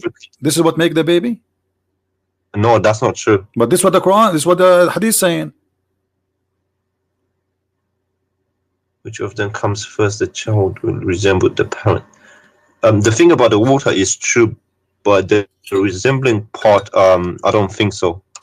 So you are saying to me that your prophet and your God Allah, half of their sentence is true and the other half is stupid. Is that what you are trying to say? There has to be an interpretation behind it. My friend, giving the interpretation, here we go. He's describing for you. He claimed that man, he have a sperm and it's white. He called them both water. And it's gushing forth. This is the same interpretation for chapter 86, verse number 6 and 7. So the man water is thick and white. The women water is thin and yellow. And whoever of them comes first, the baby will resemble the parent. So about who comes first, who is going to control. But the water of the women, which he's talking about, have nothing to do with the baby in any way.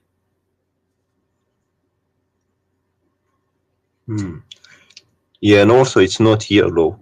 Huh? Unless, also it's not yellow unless she has. Unless she have infection, yeah. If she has, unless she have sick, yeah. But Muhammad looked like he made his wife infected with something. He have an STD maybe. But this is not our topic. And is this a sahih hadith? Everything is sahih. Unless you are a Muslim, you say it is not sahih. Because all Muslims, they make what is unsahih, they say it's weak. Anything embarrassing, they say it is not sahih. No, I'm being honest. I just no problem. But this is what Muslims usually do. You can do the same if you want. I don't care. No, I don't do. No, you do the same. You did exactly. I showed you what Ibn Kathir says about the backbone. You said no, it's not the backbone. I was right. You gotta be honest. I was right about. No, you were not. Lions. No, you were not. This is the translator. He put it between. Listen, you were. No, you were not. Here we go. This is Ibn Kathir, my friend, and you agreed. Ibn Kathir, he says the backbone, and the translator put it between two brackets. Correct. So if Ibn Kathir, if the one who explained the Quran says to you it's a backbone, it means it's the backbone. Bone is a bone, and the testicles are not bones, are they? Isma, listen. Ajalalan translated it as lions directly. No, he did not. No, this is the translator. Again, this is the translator. Jalalain did not say that. This is again a false translation. Okay, but are you talking about the Arabic bit? You're not talking about the translation, are you? I'm talking about the Arabic too. I'm talking about the Arabic too. And look here, you see, here we go. Let me show you. This is Ibn Kathir. Do you see Ibn Kathir? Why here in the translator forgot to add the word lions? Look at this. Proceeding from between the backbone and the ribs. The backbone of the man and the ribs of the woman. Do you see it? Yes. Okay. Yes. So Is it what this is what the Muslims understand for all this time? And I showed you your prophet explained the Quran. So this is how it's understood. This is what it's meant. And Ibn Kathir, he speak Arabic very well. Don't tell me he did not know what he's talking about. So this is what the Arabic word mean about a sulb. But today Muslims, in order to cover the shame and the stupidity in the Quran, they try to add between two bracket words. Like as an example, you will see in the hadith says a chromosome. Muhammad, he mentioned chromosome, but they try to cover up. So here the backbone of the man, backbone is a backbone. It's so clear, everybody knows what exactly it's a backbone. It's a certain bone in the body. So a friend of mine who's Arab, he told me al-sub means lions. It doesn't mean backbone. Well, he's lying to you, as you see. Yes. Secondly, as long you agree that Allah is wrong about the women ribs, where sperm is coming from, that's mean this is gonna be from God anyway. Let us say, for the sake of argument, Muhammad was right about the first part, which is not. But how God can make such a mistake? He do not know how he is the one who made the baby. He do not know where the sperm of the man coming from, and he think that women have a sperm coming from the location of the necklace, because the word taraib is not the ribs, by the way. The word taraib is the location of the necklace in the bones, which mean if you put your finger right your neck, you know, your neck down, okay, that space where your finger go and the ribs, they meet together, the first two bones, that is exactly at the right, huh? The collarbones, collarbones. Correct. So this is exactly where Allah claimed that women have a sperm coming from.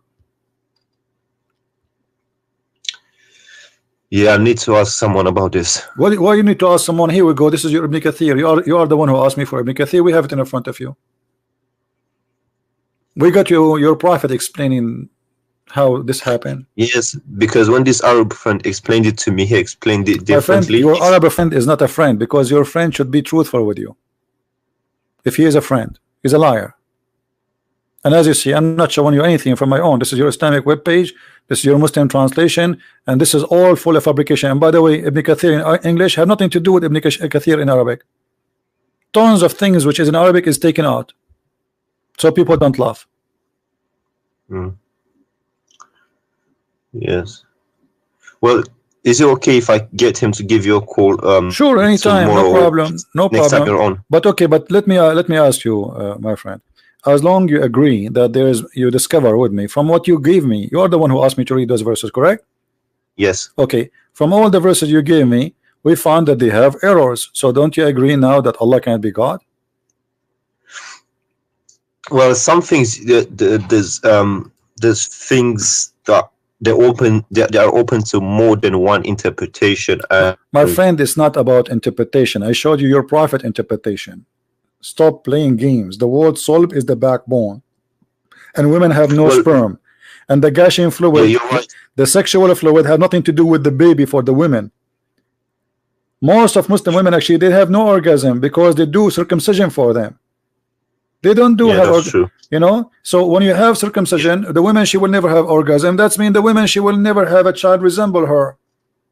No, but regardless, if the first part is true, if the second part is not true, then it cannot be a true statement. Do you understand what I'm saying? I understand. That's what I'm saying to you. Because if one of them is wrong, that's mean Allah cannot be Allah. Yeah. I didn't agree with. I'll be honest with you. I didn't agree with this statement from the beginning, but I was trying to stretch it somewhere and find a way to explain it. Okay. But even the second part, the tribe part, is wrong. Okay, you know what? I'm going to give you a chance to give me another like maybe scientific miracle or something amazing. Maybe those are wrong. Maybe Allah, he is right in something else. What do you think? I don't know. I'm not religious like that, so I'm not really, I'm not a practicing person, but yeah, so I don't really know many miracles, but I just know the Quran and some other than the bee thing. And there is something the Quran is like, you like something very much in the Quran, but there is something you like about it. Oh yeah, chapter 5 where it says if you killed one person, it's as if you killed all mankind. or something. But isn't it this is a verse was given to Moses, not to Muhammad? To Moses? Yeah. I don't know. I didn't read the Torah. Okay, can you read the verse? Yeah, sure. Okay, read the verse for us. In English? Yeah, let me put it for you if you don't have it.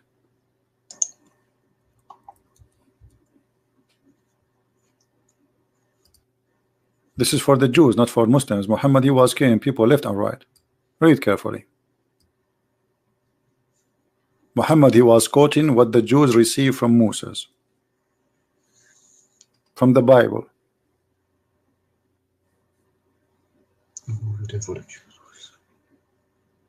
Not in a retaliation of murder.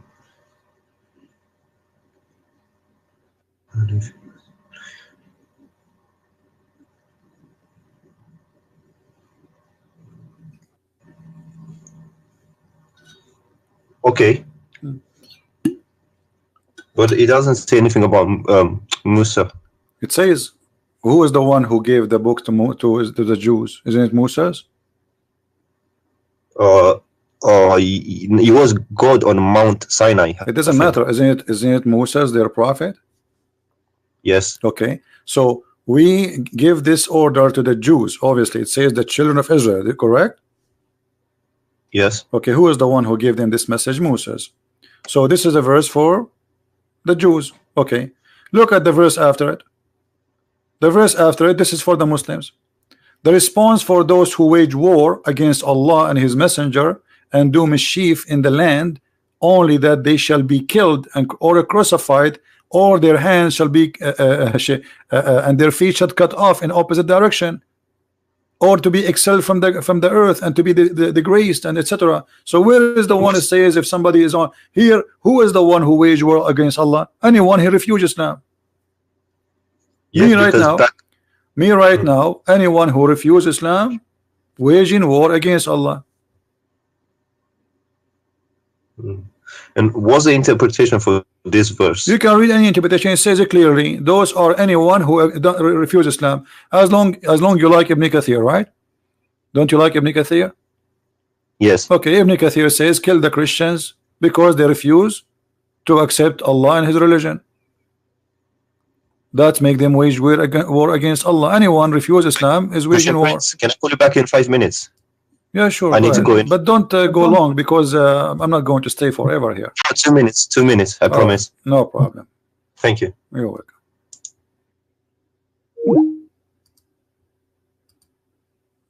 He will leave Islam sooner or later. If he is really honest, he will leave Islam.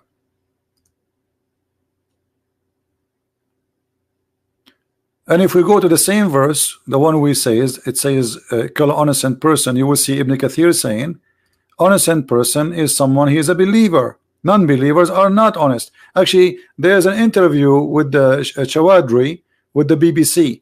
They said to him, why you don't condemn killing of innocent people in the attack in London? He says, well, when we say Muslims, when we say innocent, we mean Muslims. Go watch it on YouTube. When we say innocent, we mean Muslims. For non-Muslims are not innocent, they are guilty. You can go right now and search for the video. And right now, actually, any Muslim, he can call me and I will show you the interpretation of Ibn Kathir. Right now. We have Abbas. How are you, Abbas? Peace be to you, brother. How are you? I'm fine. Go ahead. I thought I'd just fill in the slot for 5 minutes. Is that all right with you? What do you want to say? Yeah, I want to talk about this verse, chapter 5, verse 32. Chapter 5, verse number 32. Okay, what do you want to say to us? Yeah, the brother was just mentioning the verse. All right. And you very rightly said what you said, that was Allah is saying, we have given to children of Israel. Right. It's true. Okay. But you have to read the both verses together, 32 and 33. Okay. Now, let me make my point. Verse 32 clearly says, those who spread mischief in the land or the murder, only for 2 reasons you can kill them. There are 2 reasons that you can kill. Mischief in the land or murder. But the next verse, which is in a way you can say is more superlative, more superior verse than the verse 32, which says, if those who wage war against Allah and His Messenger, yeah, waging war is coming to kill you, or spreading mischief in the land. Same two categories was mentioned in verse 32. Waging war, coming to kill you, or spreading mischief. What are you going to do with them? But in the verse 33, which is for Muslims, is give you options. In those options, there are options that you can even let them go. You can even throw them out of the land. But Allah says He gave to children of Israel only one choice. Okay, let me ask Kill you. them. Let me ask you. No, let me make my point. No, I got you. Okay, so you are, but we don't want to waste our time, Abbas, please. We don't want to waste our time. Just to make it clear, just wait. We are having a conversation. Clear my point. Did I make my point clear? No, you made your point. So you are saying those who they are waging war against Allah, correct? Those who wage war, we will do this to them. We will cut their hands. We will kill them. We will crucify them. Correct? And also let them go as well. You can also let them live as well. Okay, so but no problem. No problem. So when we say that we kill those who wage war, who is in Islam is the one is waging war? Is it necessarily somebody holding a sword? I see, but in this context, it's talking about waging war. Okay, but I'm asking you in this context too, is waging war is necessarily holding a sword against Muhammad? It's all depend on the context. Absolutely, my friend. Waging war. So if a woman she insulted the Prophet, if a woman she insulted the Prophet, is her blood is free?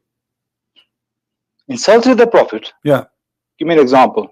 Any woman, any man, any me. Like if I insulted the Prophet, I'm saying Prophet Muhammad is a false man. Is my blood is free, or I am not? I am guilty. I should be killed. I don't know where you're going with that. This is not the question. The question is clear. If I say Muhammad is a false prophet, am I waging war? Am I waging war and I am guilty and I should be killed? Either you say yes or you say no. No. That's not the point. No, this is the point. You see, you're avoiding the question. Because you are Abbas, don't make me hang up on you. I like to speak to adult. I'm asking you, be a man. If a person, I am a Christian prince, I say Muhammad is a false man. Am I guilty, deserve to die for saying Muhammad is a false man? Yes or no? Are you talking about according to Hadith and the Quran? You are saying to me, are you talking? What's wrong with you? My talk is clear. I am a Christian prince. I said 1,000,000 times Muhammad is a false man. According to Islam, am I guilty or I am innocent? Should I be killed or I can live? You are spreading mischief. Of course, you are spreading mischief, and you go. So I should be. So I should be killed. So I should be killed. Let me answer. Let me give me an answer. You just said I'm doing mischiefment. The verse saying those who do mischiefment kill them. Correct? I'm giving you the answer. Verse give you 4 options. You can let them go as well. Depend how much mischief you are doing. Okay, so you Muslim now. You can decide if you want to cut. Okay, guys, look what he said. This coward, he don't dare to say it. He's saying, "Oh, Christian prince, if we capture you, we can either kill you, or crucify you, or cut your hands and feet." Or put nails in your eyes, or we can let you go. It's up to us. But he will not say it. I didn't say. You didn't let me finish my point. You just said you are doing mischiefment. Isn't it the verse in the Quran says, "Those who do mischiefment, kill them"? I was making my point, and you cut me in the middle. Okay, make your point. I want a clear answer. No, I want a clear answer. You are a coward, and you are a coward. You will never answer. I'm asking you, Christian prince who say Muhammad is a false prophet. Do he deserve, according to Islam, not according to my opinion or your opinion, according to Islam, do he deserve to die, to be killed? I will give you the answer. My friend, why the answer is so hard? Either you say yes or you say no. You're not letting me. No, it's very easy. Yes or no. You always ask question yes or no. There's an explanation. Yes, then you can explain yes or no, because the answer should be one of them. It cannot be both. Okay. If I say Muhammad is a false prophet. Listen to me now. If you spread a mischief, you're going to be warned. You're going to be told, please don't do that. You got to stop it. Abbas, it's really bad. Listen to me. Finish. Okay. Let me finish. Then you're going to be warned. But if you don't stop, you keep spreading it. Then these 4 punishments will apply on you. One of them. Okay. Yes. Muslim, they send me 1 million warning, saying to me, stop attacking the Prophet. So according to you, you have a duty to kill me now. No. It is the government, not individual. Individual have no right. Who is the one who have the right to kill me? it will be the governments. It will come through the legislation. What government? What government? What government? Islamic government, right? So according to you, okay, according to you, I should be killed by Islamic government, correct? No, it's their decision, not my decision. No problem. But according to you, you just said, everybody heard you, because I say this is waging war against Islam. I am saying things against Muhammad, so I should be killed by the government. That's what you said. Are you going to be banished from the land? The four punishment will be. Get lost. Mischief is. Get lost. I don't respect you. You see, I have to play around the bushes to get an answer with those people. I have to shout, I have to scream, you have to play games with them. They are like, you play cats and dogs, and I mean, it's a shame. It's a shame. They have no respect to themselves. I mean, the answer is so clear, but because he live in the West, because he knew he cannot say that, because he knew that this will be they might even go after him if he says that. So he don't dare the coward to say it. They are not proud about their religion no more. They're potatoes. And here we have a story about a woman. She insulted the Prophet.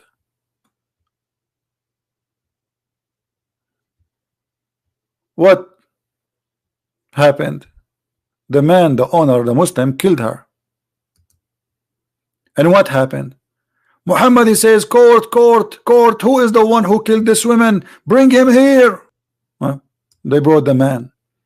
He said to him, Prophet, this woman, she slander you. She defame you. She insult you. I told her not to do that. And then I took my dagger and I killed her.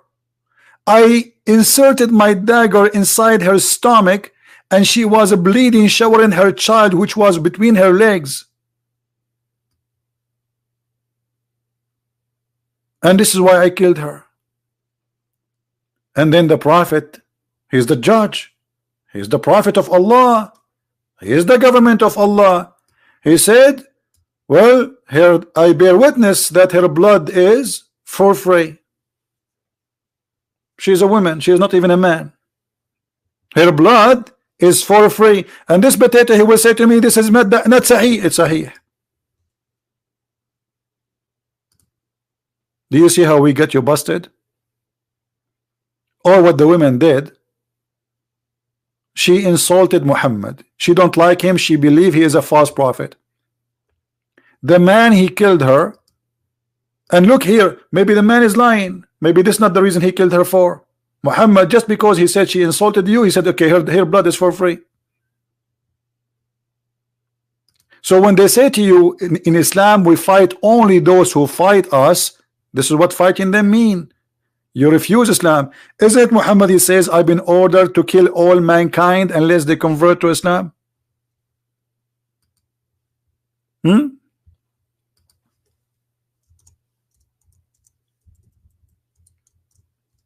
This is what Muhammad been ordered to do.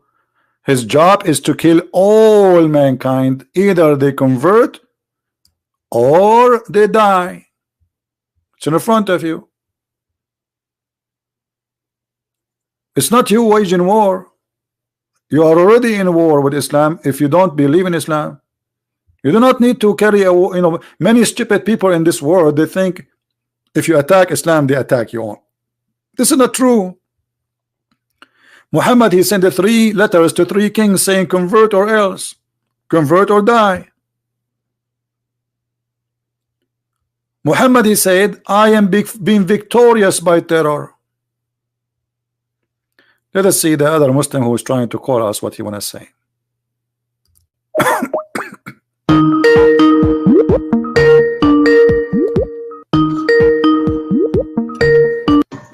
Yes, I'm back. Can you hear me? Yes, Saad, how are you? Yes, I was listening to the person that called you before. Okay. Yes, yeah, and I read the verse and I also read the tafsir.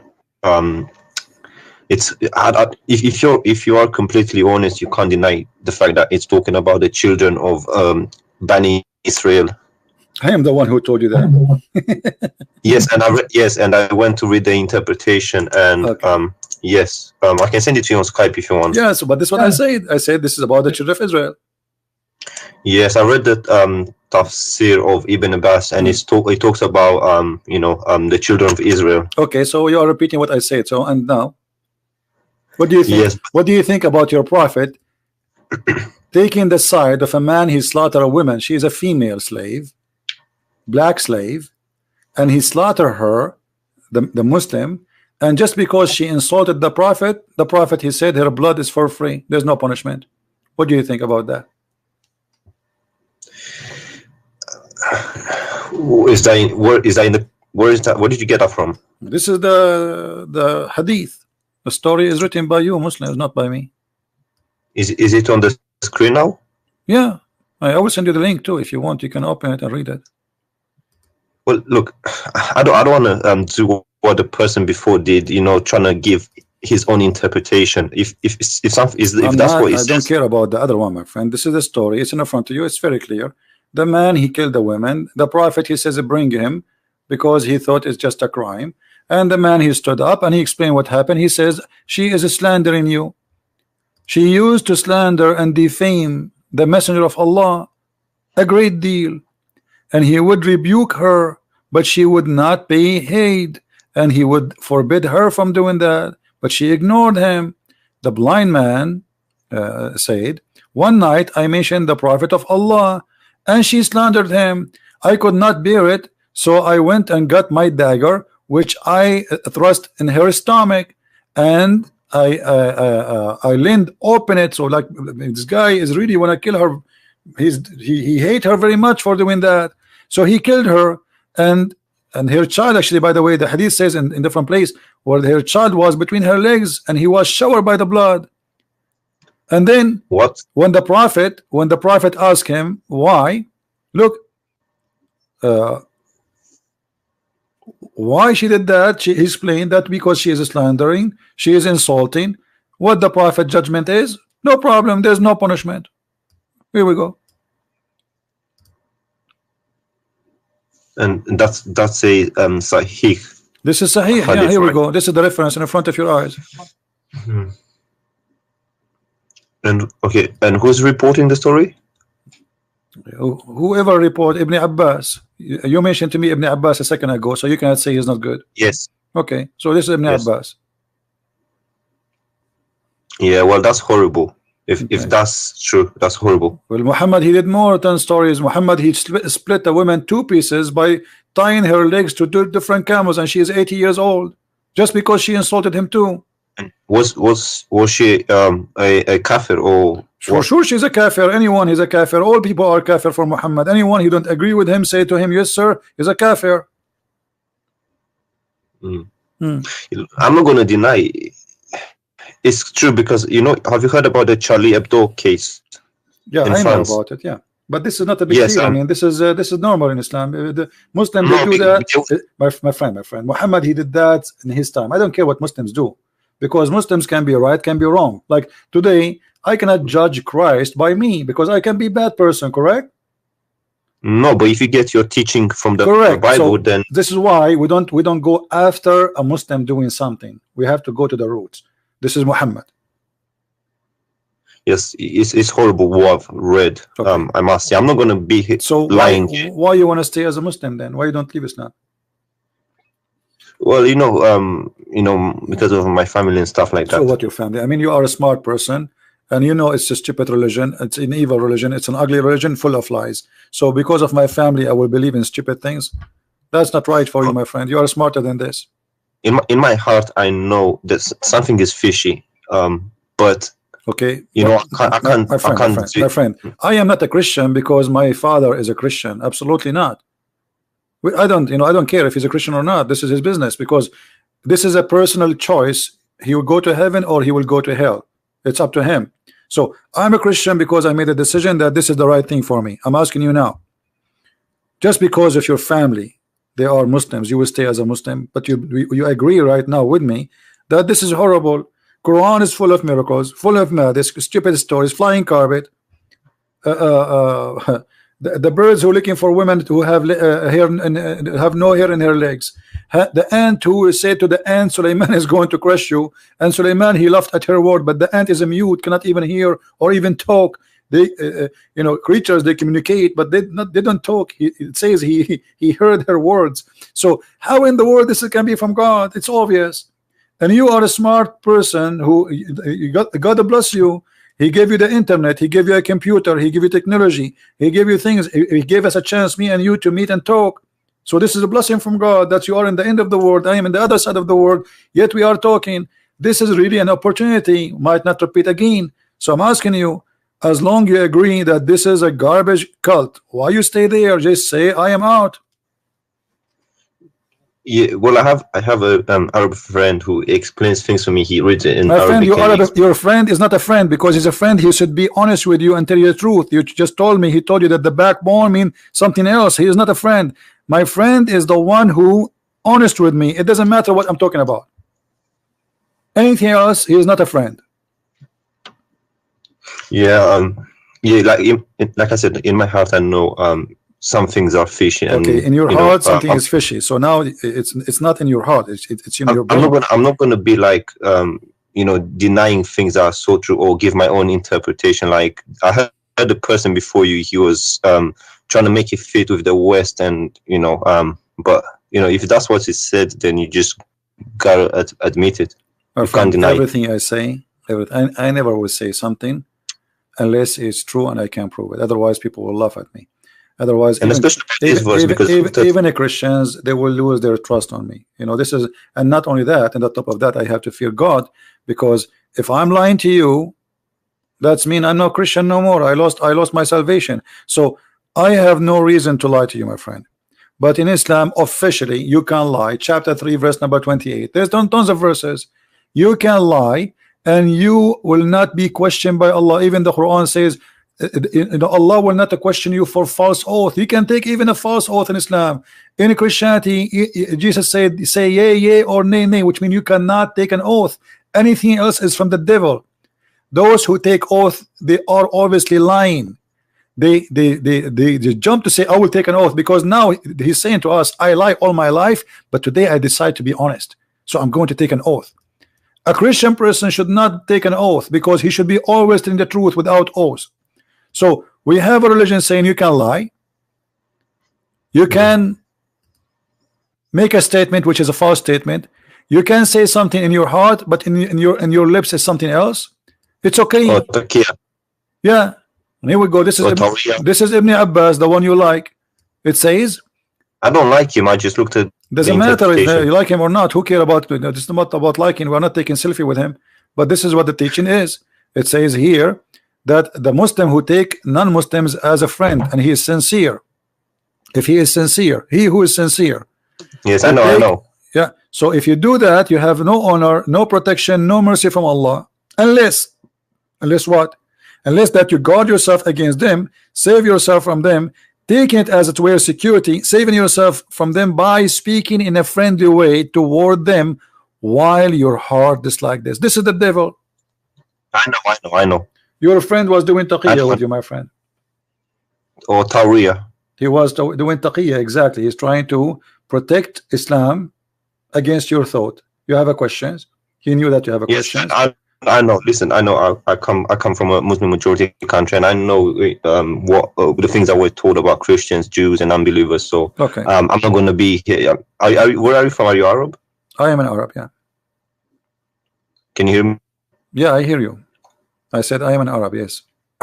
Are you Arab yourself? I am an Arab. Yeah. Yeah, well, then you know the things that we're told about Christians and Jews from a very young age. Yeah. So now, my friend, yeah, I know about this. I'm not going to deny them. My friend, let us be smart. You are an intelligent man, and today you call me for a reason, and you just arrived to a conclusion that this is horrible, and we heard you saying that, and this is a great news for you. You are making your mind, and you are awake. So why you don't say I am out? I just want to ask you one more question, if that's okay for you. Go ahead. If you're not in a hurry or something. No problem. I've heard one of the things that make me wonder so much is praying in the direction of the Qibla. It doesn't make sense to me, because if God is omnipresent and everywhere, then there shouldn't be a direction to pray. God is everywhere. You can pray in whichever direction you want. So that's one of the things that doesn't really make sense to me. And I've heard many people say that the direction wasn't even chosen by Allah. It was chosen by Umar, but I don't have evidence for that. I'm not sure. Do you know anything about that? Yes, it says وافقني ربي في ثلاث. My Lord, he agreed with me in 3 things. In fact, there's many hadith says he agreed with me in 7. Some they say 10. So Allah, he agreed with Umar in 3 things, and one of them is the direction and making the Kaaba as a prayer station. And here you need to ask yourself, what kind of God? He forgot about the Kaaba all those years. Muhammad was praying to Jerusalem all these years. Suddenly, Umar al-Khattab, he said, okay, well, let us pray to Jerusalem, pray to Kaaba, you know, and that supposedly was an idea from Umar, and Allah, he liked the idea. And not only that, you know, Allah, he took the words of Muhammad, and you know, he brought the verse exactly as Umar he said. And you are the one who said to me a few minutes ago, if you remember, that the Quran itself is a miracle, right? Yes. Okay, should Allah then copy Quran from Umar? If nobody can make Quran, but Allah take his Quran from Umar, how that can be? Yeah. Well, in the Quran it says, I can't remember the verse and so on, but it says that with Allah is talking, and it says, I've chosen the direction for prayer for you. So basically he said, I've chosen the direction. No problem. But you see, this is Islamic reference, and this is Muslims who preserve those references. It says, read carefully with me. So the verse was revealed the same as I had said. Do you see it? Yes. But I thought nobody can make Quran like the Quran. But Allah here is copying Umar, and he put what Umar said exactly in the Quran. Yes, because, you know, it's hard for me to admit it, but even if something is written in the Quran, we don't have a guarantee that's 100% from Allah. It could have been, my friend, you know, who wrote about it's 100% or not. Now we have a story where all the Muslims agree upon it, that Umar, he said something, Allah, he take it and he put it in the Quran. The Muslims agree, not me. This is not a Christian reference. So as long the Muslims, they agree that yes, Allah, he learned from, he took from Umar. Umar, he says something, Allah, he take it, he make it Quran. That's mean Umar, he's making Quran too. Yes. Yeah, that doesn't sound right. Secondly, Secondly, if not Umar, Muslim women, they will not wear hijab. I mean, how in the world this is happening? Umar, the story says that Umar, he keep asking Muhammad to make his wives wear hijab, wear hijab, wear hijab. Muhammad, he don't answer. Then one day, Umar, he made fun of Sauda. She was doing poo-poo.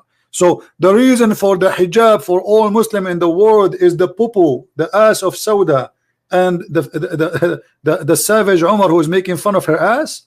This is the reason. All this time, Allah did not notice that women, they should wear hijab. Just because Umar, he said something, and again, as Umar said, Allah took the verse, he put it in the Quran, and he make the order for hijab. Yes. Yeah, that doesn't sound right at all with me. Okay. So, I mean, have you ever seen something we today which we spoke about sound right? Anything? There's nothing in this book sound right. Yeah, well, you know the things that were told, you know, some parts of the world about, you know, how Muhammad was like one of the best generals, one of the best persons, and that kind of stuff. Our friend Muhammad is the best man between all mankind, but this is always a fabrication of those, you know, who wrote this history about the best man? The Muslims. If the Muslims describe Muhammad as horrible as they are describing him after they say he is the best man, so imagine how bad he is. To make it simple for you, listen, my friend, listen carefully. Let us say I was in the army of Hitler, and Hitler was victorious, and now I'm writing how amazing Hitler is, and I say there's a guy, he have a slave, and the slave, she was insulting Hitler, and then Hitler said, who killed this slave? Bring him here. And then the guy, he stood and he say, Hitler, this slave was insulting you. And Hitler, because he's amazing and he's all justice, he said, because she is insulting me, her blood is for free. Remember, this is a history written by the Muslims. So if this is the great man, the great history, The Muslims here, when they wrote those stories, they are proud of it. They are not reporting something to be ashamed of. Do you understand? Yeah, I understand. And even between the hadiths, there's disagreement between different schools of My thought. friend, no, the disagreement, let me tell you about the disagreement. This is all is a garbage talk, because the Muslims, when they disagree about something, is just to support a propaganda. As an example, if you are a Shia, you say this book I don't agree with. If you are a Sufi, everyone here have his own propaganda, so to support his ideas. Yeah. Otherwise, all those hadith, there's no guarantee, and the Quran too, there's no guarantee. Okay, if we go now in the page number A in the Quran, I don't know if you have the Arabic Quran.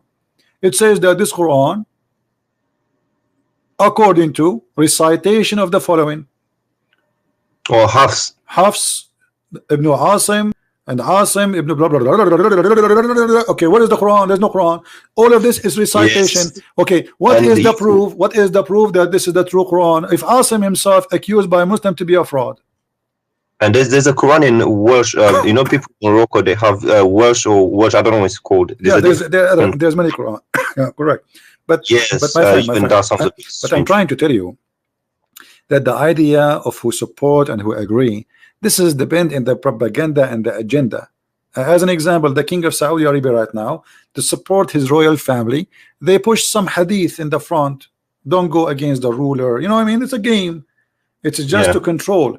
So political. Or exactly. So, but the hadith is there, and nobody can deny it. But if you have an agenda, you can say this is weak anytime you want. You can say I don't agree with it, because you are not saying I don't agree with Muhammad. What they will say, oh, this guy, I don't trust this report. You see, like, to avoid to be like you are a guy denying what Muhammad said, you say I don't trust this guy, but you don't dare to say I don't trust Muhammad. So this is a dirty game. Like when we show the Muslims saying the Quran saying that the sun set in murky water, they start saying to us, it doesn't say that. Say that again. Sun sitting in what? In a muddy hot water. In a what? What do you mean sitting in a water? The Quran says the sun set in a muddy water, chapter 18, verse number 86. How is that possible? You can't sit in a. This is what the Quran is saying. They ask Muhammad, tell us about Zulqarnain. Can you show me that, please? Yeah, it's in the screen.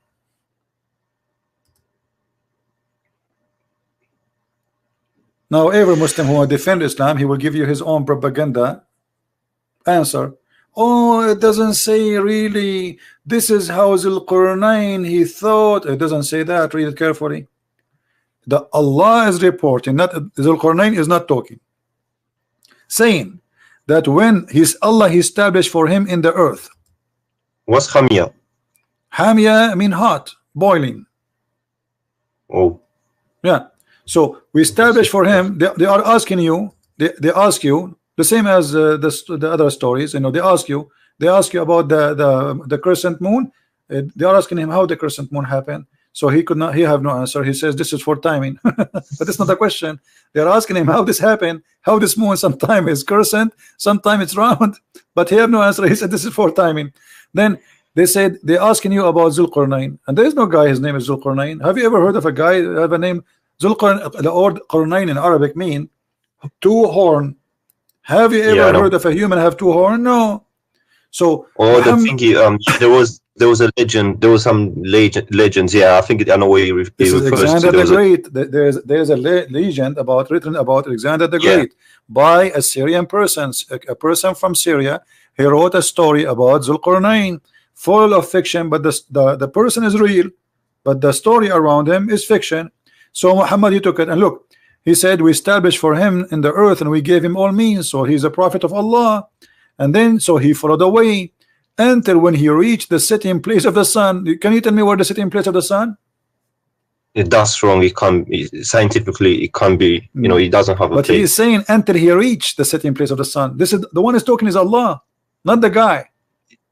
Well, that's not right. It doesn't make sense. That's stupid. Not only not right. So it's not a place because if you're in China, right? Yeah, it's going to be different. No, my friend, the sunset everywhere. I'm talking to you right now. It's sunset in my house, and I can see the sun setting from my window. I do not need to go anywhere. Correct? Yeah. Okay. Until when he reached the setting place of the sun, he found it. When you say I found it, I'm reporting a find. Correct? It's a fact. It's not like he thought, as Muslim they try to say, he found it sitting in a spring of Hamia. And the Muslim they say, oh, he meant like when he saw the sun going in the ocean. Oh, first of all, my friend, it doesn't say ocean. It says a spring, and a spring is not an ocean, correct? Yeah, spring is water. Yeah. Why it says a spring? Because there's legions about the you see, still water and spring water. No, there is like many. They could not explain why some places in the earth have boiling water in the ground. So many they have a legend that this is because the sun jump in that water, and that water, this is the place where the sun sleep. So this is a legend. Muhammad, he took it, he put it in the Quran, and then he found near it, near what? Near where the sun sit in place. How in the world this is? And then the Muslims, in order to save, they give you this false interpretation. But Muhammad, as usual, he cannot keep his mouth shut. Muhammad, he is a very good man when it's come to stupidity. So he cannot keep his mouth shut. And look what he said, that Muhammad, he was riding in his donkey as usual, and Abu Dharr, he was behind him.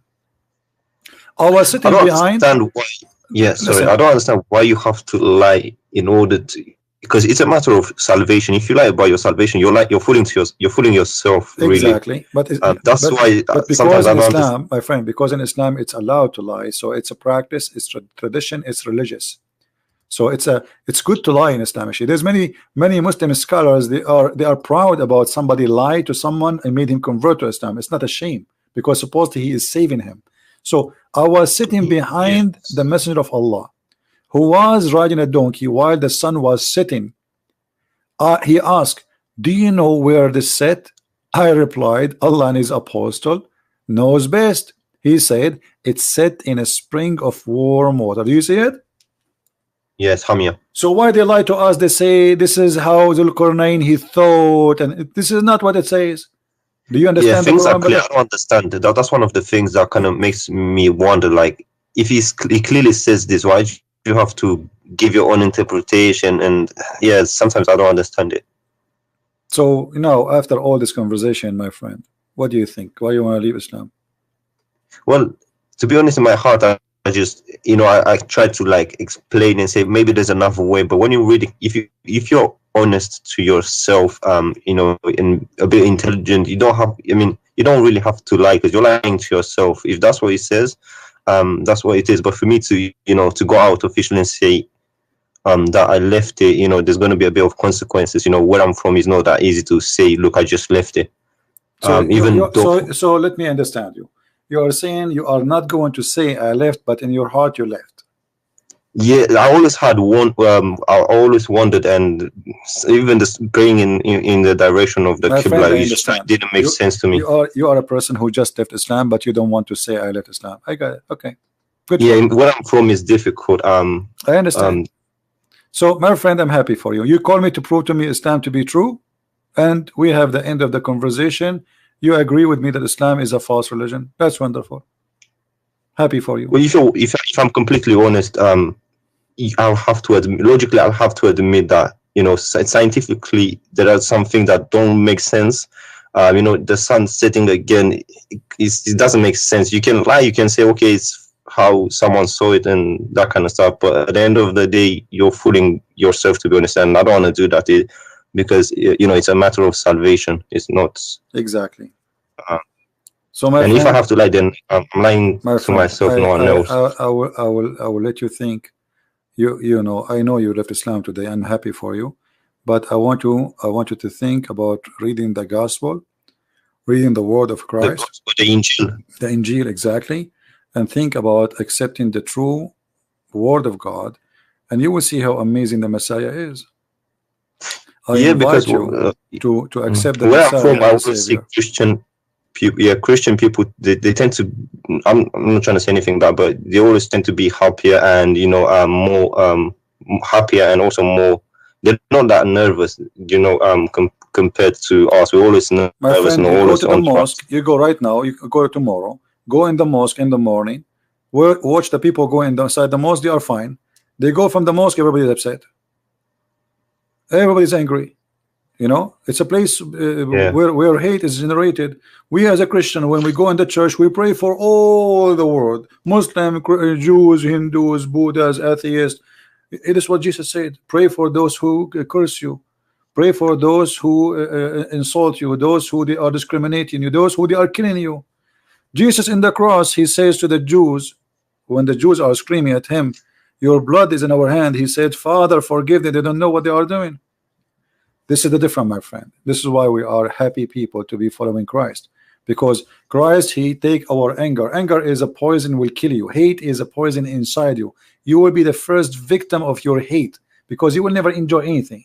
You will not enjoy even a second with your children, because you think. This is why Muslims always, they think there's a conspiracy against us. Those are Islamophobic. Those are attacking us. But the truth is the opposite. Go and see how many people just killed in the last 7 days in the name of Allah in Nigeria. Like in Nigeria, in Nigeria they release hundreds of girls. Imagine they are kidnapping them for what?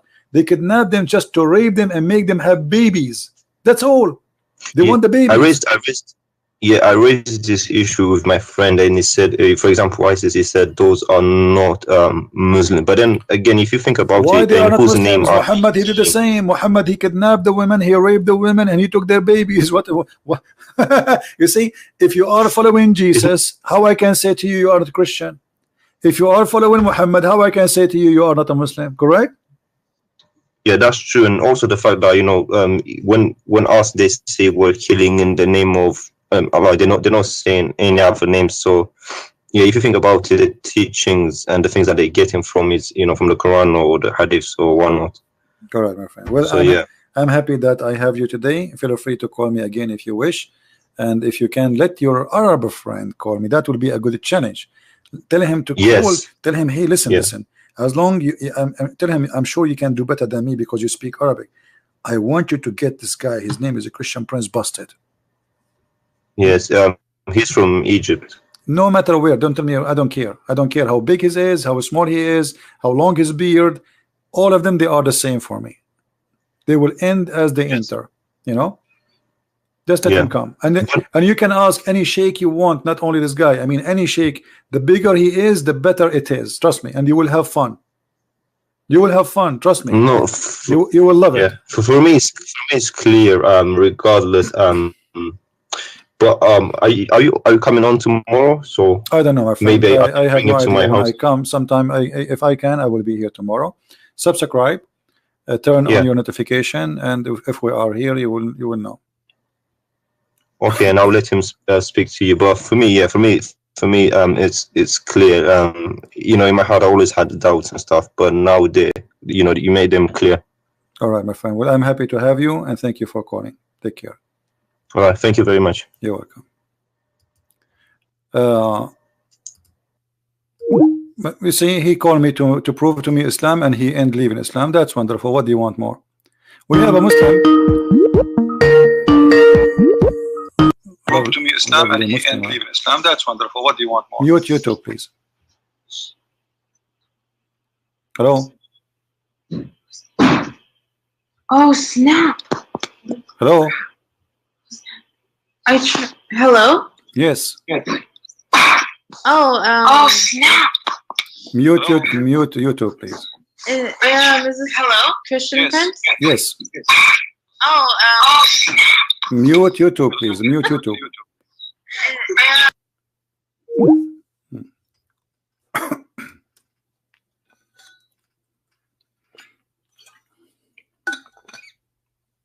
She hang up. We have a Muslim. His name is Malik. He says a 3-in-1. He is laughing. He is laughing at his God. Isn't it your God? He says that Isa is a 3-in-1. Are you there, Malik? Isn't it this is your Quran saying that Isa is a 3-and-1 in the same time? Where are you? Where are you, Mr. Malik? How 3 can be 1? Malik is saying that. Malik is making fun of his God. He's saying this is stupid.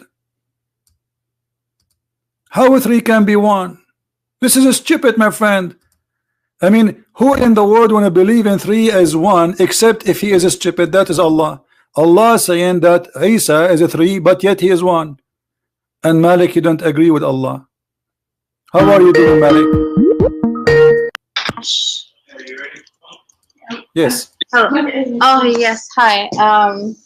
So I wanted to ask you some questions about Christianity. Sure, go ahead. But our topic is about Islam. Why you don't want to talk about Islam? I'm just curious. I see you always debate Muslims and you know, and okay, go ahead. to try to prove them wrong. So right, no problem. So, you know, I hear about all these child molestations that priests do, you know, and you know, also the nuns. Why is that? Let me ask you, those you said the child molestation, what the age of those kids? Some of them are teenagers, some of them are little kids, such like as what? 5 Like years what old. age? Give me age example. Give me age. Like 5-year-old children. Okay, so 5, 6 year olds, is that the age? Yeah. All right, but that's mean your prophet is a child molester. Those priests, they will go to hell. Jesus said, those who hurt the little one, is better for them to put a milestone in their neck and they throw themselves in the deep ocean, which means Jesus already said they will end in the worst hellfire ever. How you explain to me that as long you are against a child molestation for someone she is 6 or 7, that you have a prophet who marry a child she is 6 years old? So then why do the Christians do it? You know, these my friend, priests, first of all, I can show you tons of Muslims arrested. Hold on. So you are saying to me, those are the worst of us, they are criminals, they are not Christians. Because the Christians is those who follow Jesus, not those who call themselves Christian. This is why Jesus said, not everyone says to me, Lord, Lord, will enter the kingdom of my Father, but the one who do his will. Is that the will of God? No. So the question is, as long you agree that they are child molestation people and they are bad and they are ugly, how come your prophet is following them? Who is following who? Those people, they are not following Jesus, they are following Muhammad.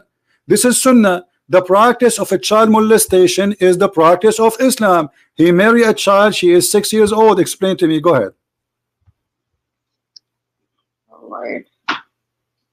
That, okay. Yes, he married her, but he didn't have sex with her until she became of age of puberty, when she became a woman. Really? But it says in the front of me that she was 9. Yes, so when she was 9. So you are saying to me, in the age of 9, somebody can molest you?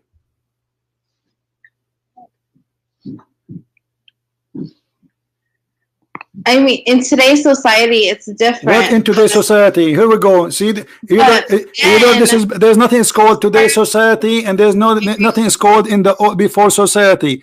Only criminals, they used to do that. Can you name for me one person ever in the history of the Arabia before he used to do that? Never. I'm sorry? Can you name for me anyone before Muhammad he used to have sex with the children? I don't know. But so this is not what the society did. This is not what the society. There's nobody in the society of Muhammad before Muhammad have sex with the children. So Muhammad is the first to start this tradition of having sex with the children. Secondly, Aisha, she never have her period, and this is why in the hadith it says the reason that Aisha, she was allowed to play with dolls even she was 14 years old, because she don't have her period yet. So Aisha, she is 14 according to the hadith, and yet she is considered as a child, and this is why the prophet allowed her to play with her dolls.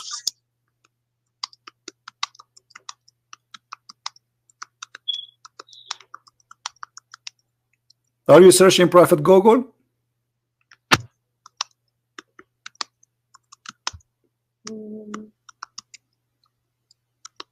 I hear Google talking, I don't hear you. Hold on. I'm holding.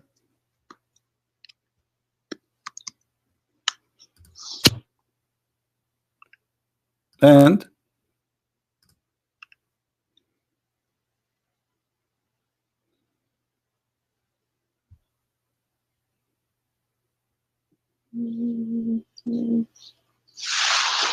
hello?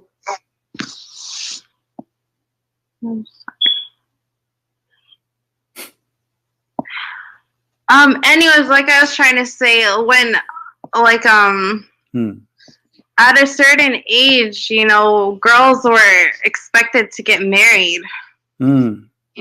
So you agree? Okay, so now was your prophet a good man? For us, those who do that, they would put them in jail. According to Islam, right now, the Muslims, they practice this in Islamic countries. They marry girls at the age of 6. Are you against that? Today they marry it because this is a sunnah. Whatever Muhammad he says, you follow. Are you willing to give your daughter at the age of 6 to a man? He's a Muslim.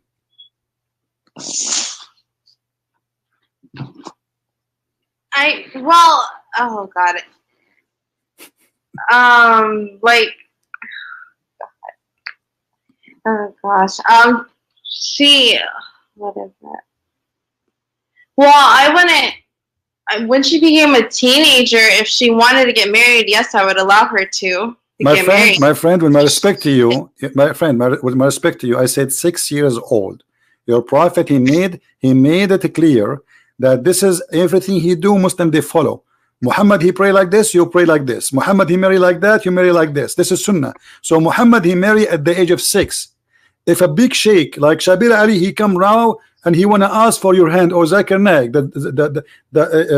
Zakir Naik is 54 years old.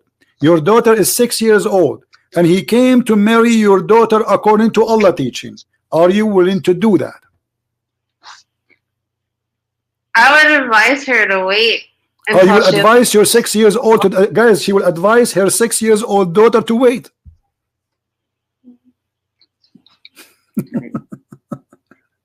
Are you serious?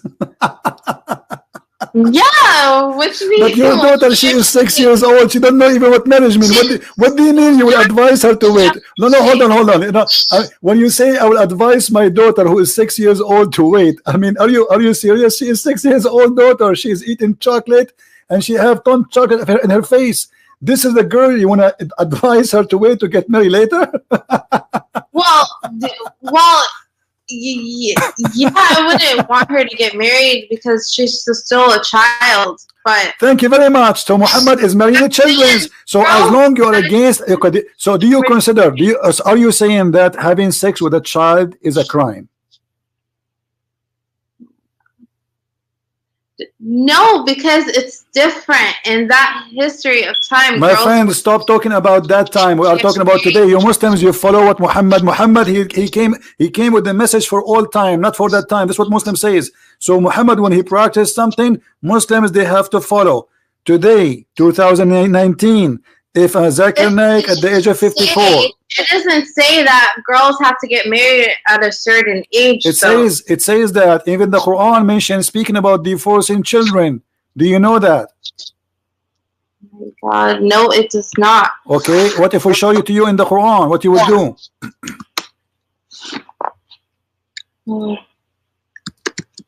Do you see my screen? Do you see my screen?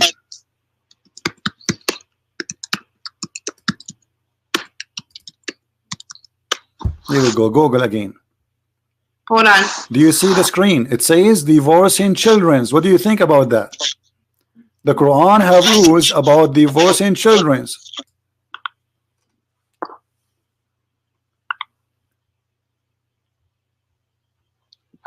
Hold on. Wait. Oh my God.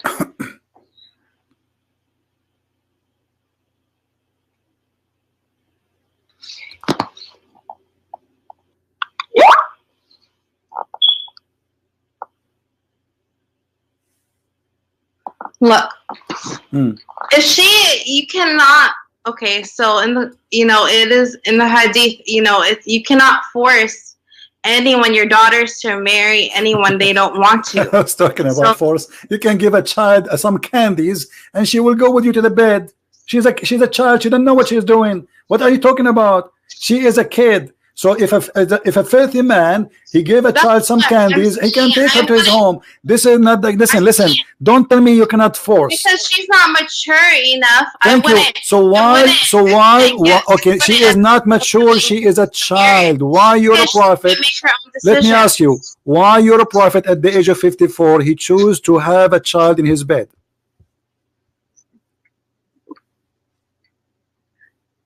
What that present to you? I mean, he have already many wives.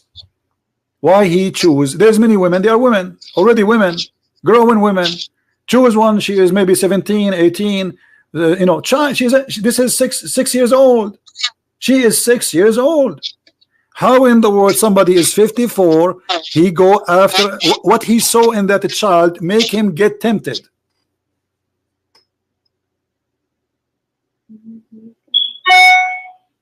But okay, they didn't consummate the marriage until she was older. My friend, he was molesting her between 6 to 9. At the age of 9, he did intercourse. This is what the hadith saying. So at the age of 9, he did boom, boom, boom. So your prophet was molesting the child, because molestation not necessarily having sex. He is molesting her. So from the age of 6 to the age of 9, she is his wife, already his wife. He can do whatever he wants with her.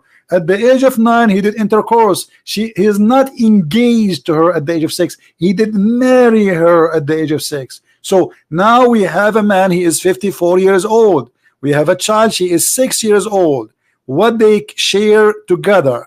Someone, he is a man at this age, prophet of God, busy delivering the message of Allah, and we have a child, she is 6 years old. So what we will do now? What is the reason for that?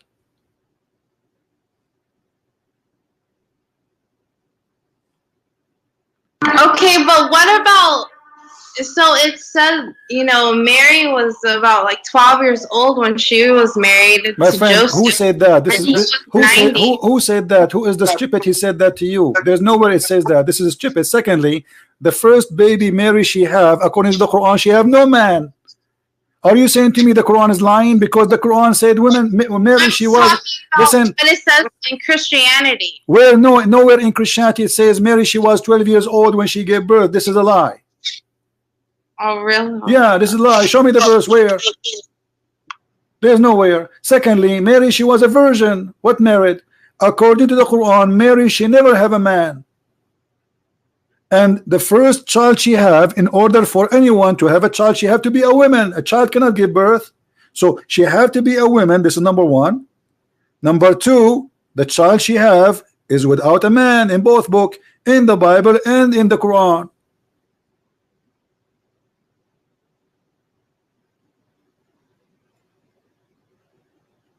How old are you, miss, if you don't mind?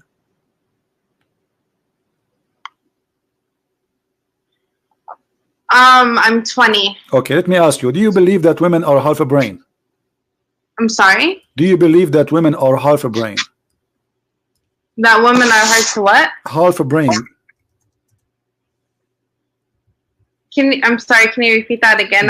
They are half a brain. Their brain is not, they have deficiency in their brain. Do you believe in that? Like, what do you mean? The question is very simple. Do you think women who they are female in gender, they have deficiency in their brain? Mm. Do you believe in that?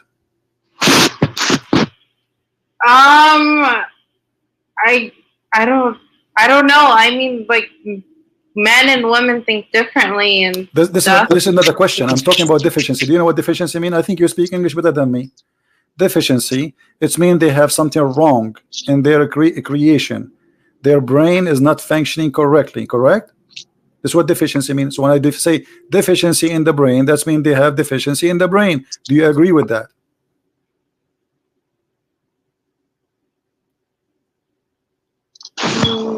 Why are you asking this? I want to see your opinion about what some people think. But some people think women are not smart. So do you think women are not smart, women are stupid, and men are smart?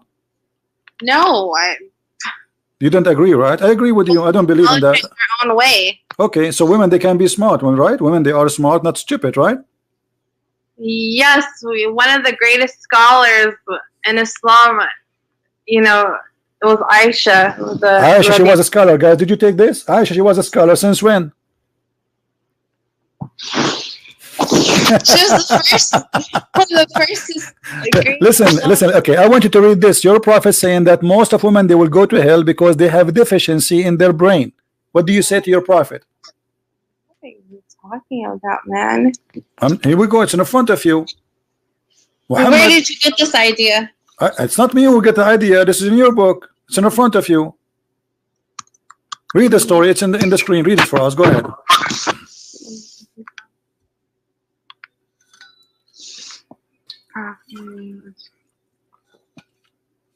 Hold on.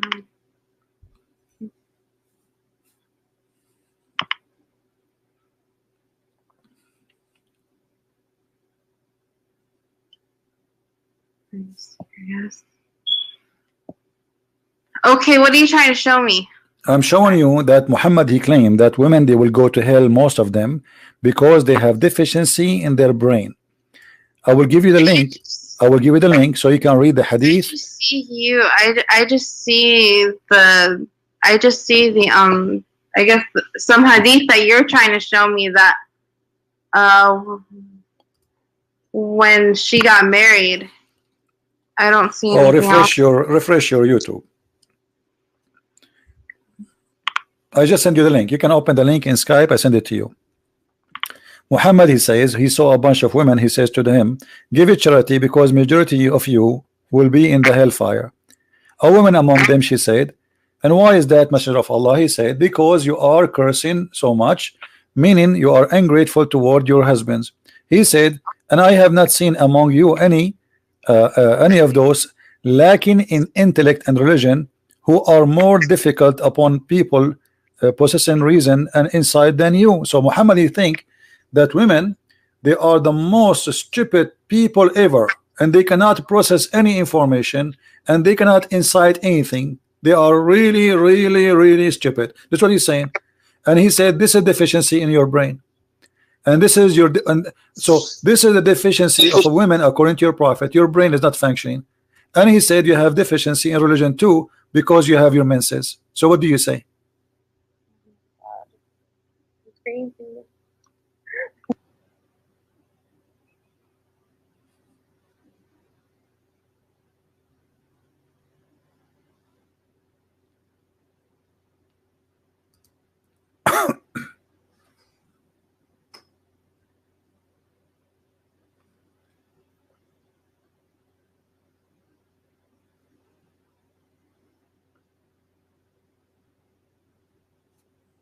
What do you think, my friend?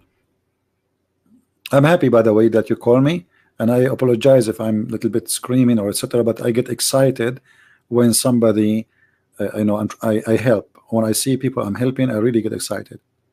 So, what do you think? Do you agree with Muhammad saying that you have deficiency, and you are stupid, you are silly, you will go to hell? And why? Because you have deficiency in the brain, and you have your menstruation every month. Do you agree with that?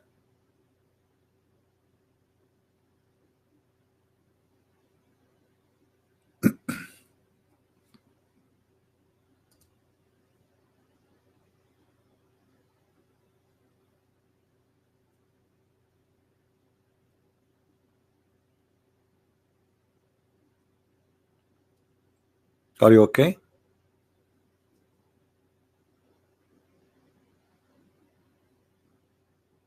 Are you ready to leave Islam or not yet? What kind of religion you belong to? You belong in a religion, believe and teach that you are stupid. And you are calling me to prove to me that you are smart because you have answers. Correct, guys? Muhammad, he says Muslim women are stupid. Muslim women, they call me to prove to me that I'm wrong, which means they are smarter than me. I think you're trying to show me there. Okay, there's a hadith that he talks of Rasulullah sallallahu wasallam. He talks about women who are ungrateful to their husbands. My friend, he said majority of women, they are going to go to hell. And let us say a woman, she is ungrateful to her husband. How that is deficiency in her brain? Maybe he is not a good person. Maybe she don't like him. So how that is prove that her testimony is equal, one man is equal to two, and how their menstruation have to do with going to hell. Oh my God! When it says that one man is equal to two women, they meant because like sometimes they need two women as a witness because sometimes the woman forgets. So you agree with with Muhammad that women are stupid and men But are that's smarter. the me saying they're stupid. Well, yeah, because it says if one of them, no, because it's saying that the man is accurate and the woman is wrong. So one man is more accurate than two women.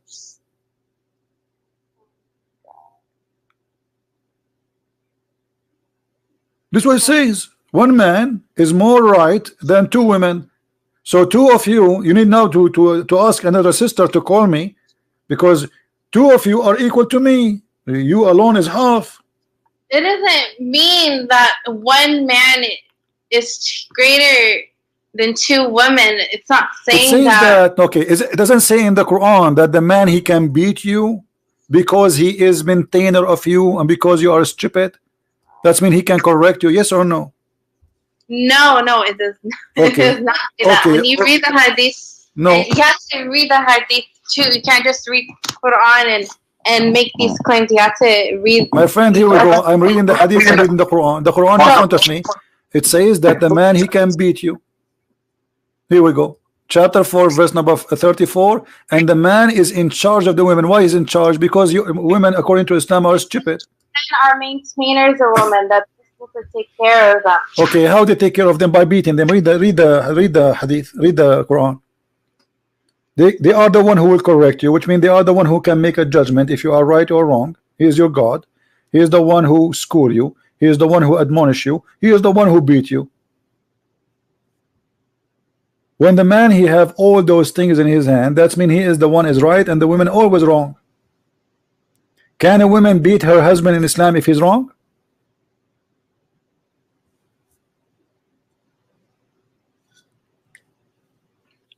Give me 1 second. Hold on. No problem.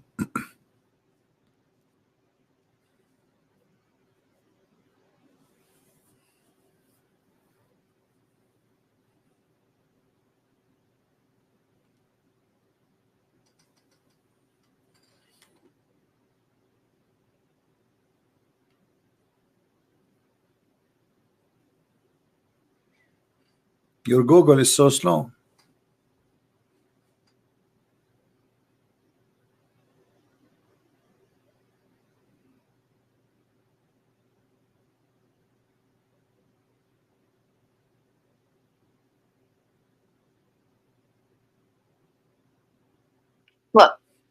Look, the prophets, you know, he talks about being like honoring your wife and being okay. So if your husband he beat you, he's honoring you. Prophet, peace and blessings. If you are my wife, with my respect to you, I honor you by beating you. Kind treatment and honoring one's my wife. friend, how you honor a woman by beating her? Explain to me. Your father, he is married to your mother. Is he honor her every day by beating her? Actually, my parents are not Muslims. Okay. I became a Muslim. Okay, that's mean they fool you. They made you believe in a stupid cult. How in the world you believe in such a mad religion like this? A religion says that you are going to be a sex product in the heaven of Allah. Allah will give the Muslim man hundreds of women for sex, and you will be a sex toy in the heaven. How you accept that? How you accept the book saying that the man he can beat you?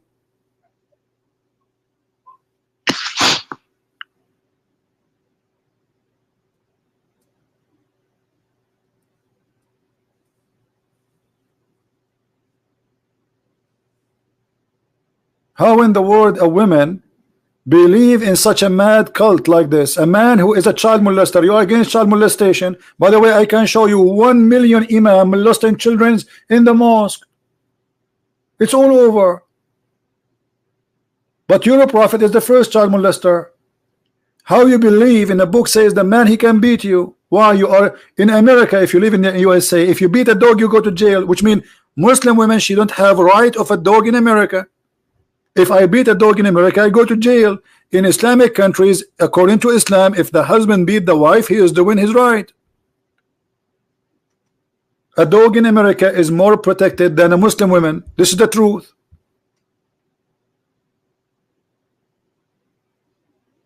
So how a smart person like you accept such a cult like that? Friends, they fool you, they lie to you. Islam, Quran, full of miracles. It's a garbage book. Here we go. Let me bring me the biggest shake ever, and everybody will die laughing at the miracles of the Quran. I'm here to challenge everybody. Who is the sheikh right now who is listening would like to call us so this lady she can see how stupid the Quran. This is the book of stupidity, literally.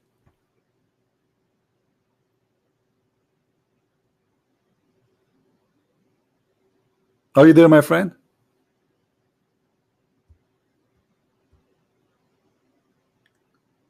Did you decide to leave this cult? You're smarter than this. How a lady like you go to school, she have a brain, she is smart, she accepts such a madness like this. Our religion says that man is maintainer, and how they are maintainer because Allah He excel, and they spend their property on you as if you are, with my respect to you, as if you are a whore or a hooker. This is a shame. Because I spend my money in my wife, I have the right to beat her.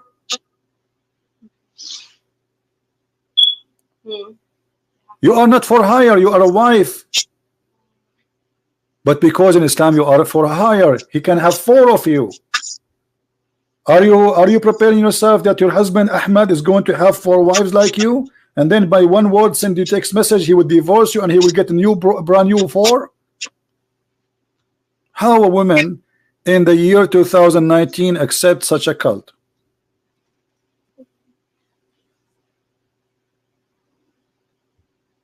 It's your friend, my friend, I know. You have a friends in school who fool you. They made you believe that this is an amazing religion. We are the Arab, we are the one who made Islam, and we are the one who is going to expose it and destroy it.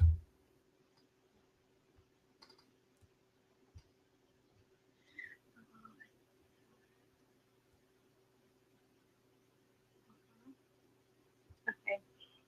Are you leaving Islam? No, I'm never leaving it. You will leave Islam. You will wait. Just wait. You are leaving Islam. Inside your heart, you are saying this is garbage. This is why you are so silent. You have nothing to say. Yes, because I love Jesus. No, you see, you have no answer. Do you have an answer? You don't. She hang up. You are out of Islam already. This is why you are so quiet. You have nothing to say. What do you want to say? I mean, this is garbage. Look at this. We have to use violence to make you obedient. This is what the Quran is saying. This is rejected even with animals these days, which means Islam treat you less than animals. If an owner of a dog in America, he forces his dog by violence to obey him, he go to jail. A woman in Islam, her husband, he have the right to force her by violence, by beating her, so she will obey him. How? Hey Muhammad, how are you?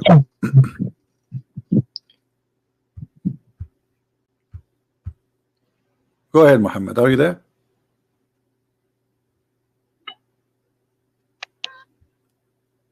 Hello? Hello. Yes, Muhammad. What do you want to say to us?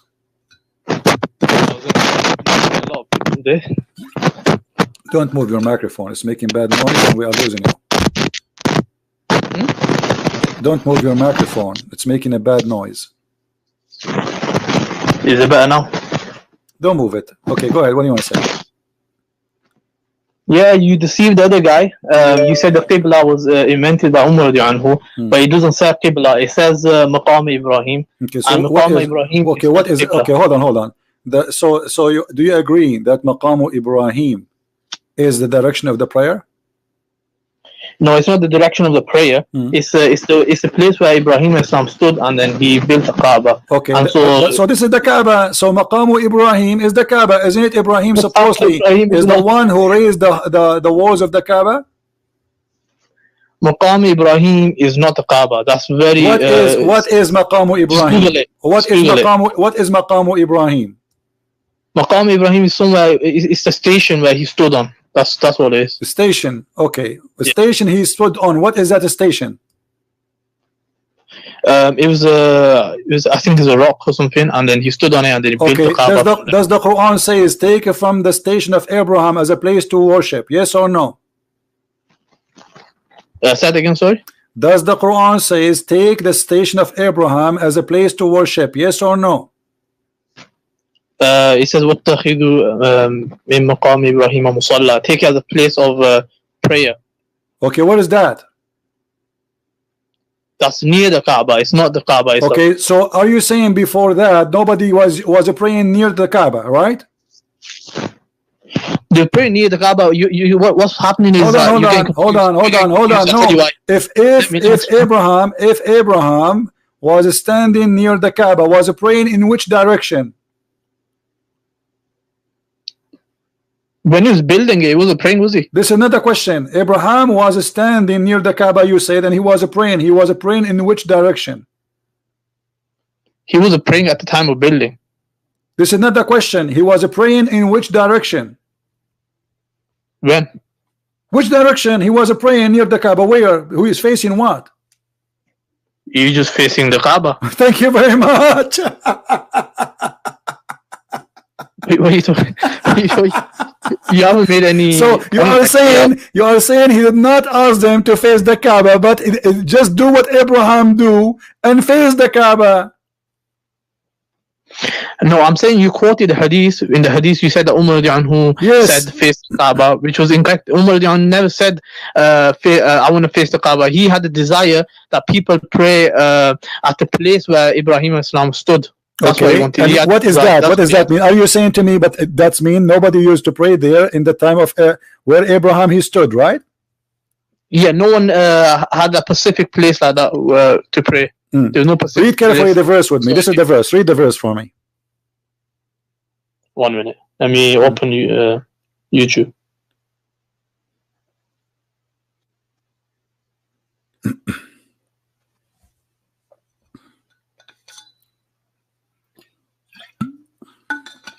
And mention when we made the house a place of return for the people and a place of security, and take from the standing of place of Ibrahim a place of prayer. Okay. And we charge, So is it about the Kaaba?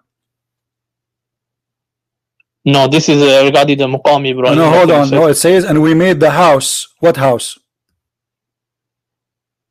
Yeah, that is talking about. That's okay, about. And he is quoting this verse. You crazy? The hadith saying this verse about the place of Abraham. It is my words. So all of this is what the man, his name Omar, he said. Maqamu Ibrahim is the verse which he is quoting. He is not quoting the whole verse. He is quoting the whole. He's quoting a sentence to tell you which exactly he is speaking about. So this is what he meant. And before that, the Muslims was praying to which direction, if you don't mind to say?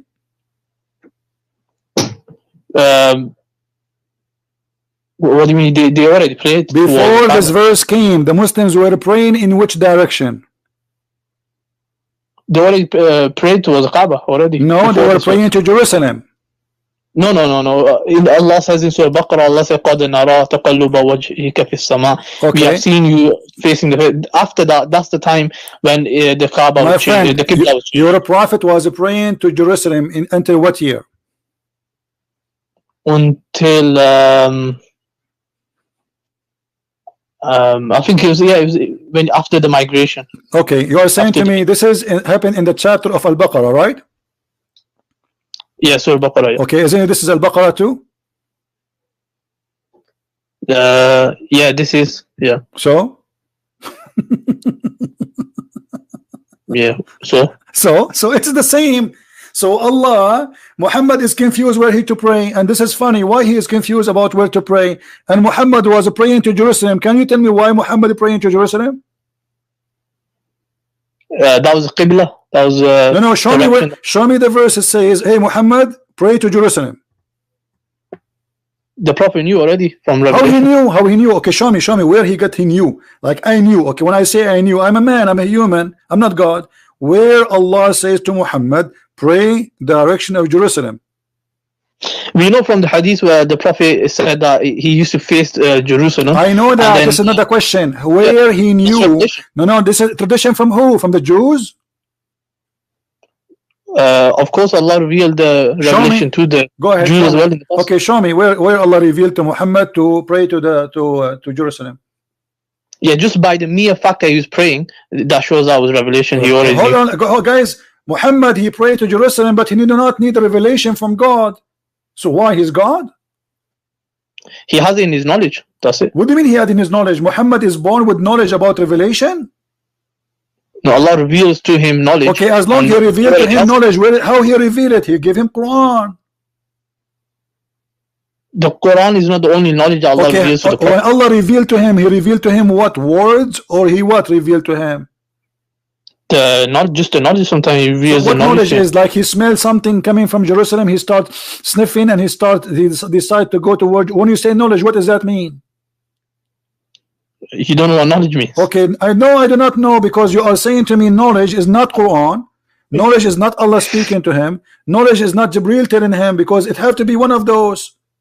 Show me where knowledge it says, show me where the knowledge, how he received the knowledge, and where you get this conclusion from. What confusing? He didn't get confused. My friend, as long you are saying to me he have a knowledge, where Muhammad he got the knowledge? You said from Allah.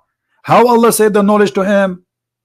However he sent it, that's it true. It's not my concern. Well, isn't it the Quran says وَمَا هُوَ إِلَّا وَحْيٌ يُوحَى, which means everything is inspiration, so it had to be Quran. No, everything is not Quran, obviously. It's, we also for sure, not everything is Quran. As an example, Umar ibn Khattab, he made Quran. So there's many Quran. This is not the question. Muhammad received knowledge from who? Did Allah speak to him?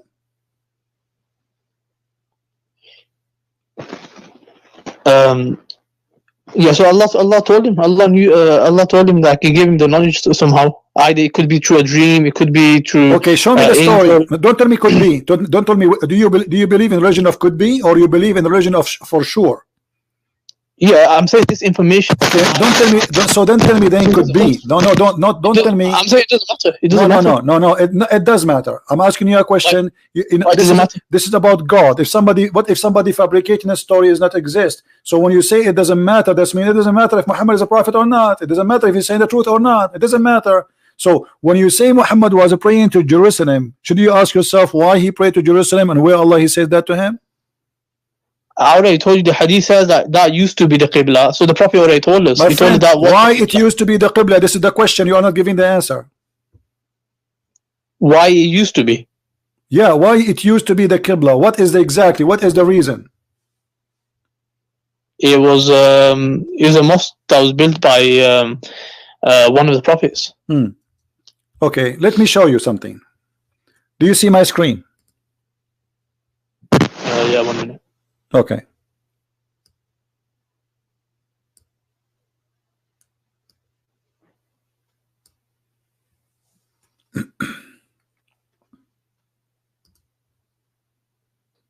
O you who believe, the idolaters only are unclean, so let them not come near the inviolable place of worship after this is their year.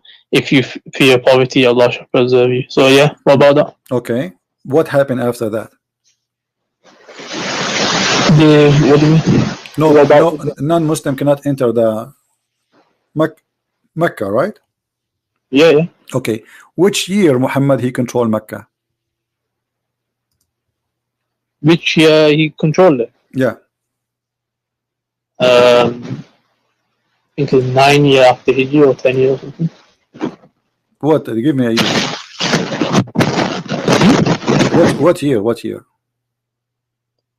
9 years after Hijri. Okay, and for how long after that Muhammad he left? He did live. According to you. I can't hear you properly. I'm saying Muhammad he did attack Mecca and he supposedly been victorious, right? No, he went to conquer it, and they all most of them they were until then. All right. Did this verse came right away after he took Mecca, or it took some time? I don't know. It might came after a bit. I don't know. Before that time, Muhammad was praying in which direction? He was already praying towards the Kaaba. Show me the reference. So the Masjid Qiblatain. My friend, that is in Medina. My friend, don't tell me the Qiblatain. What Qiblatain? Show me the reference where, when Muhammad he start praying to Mecca.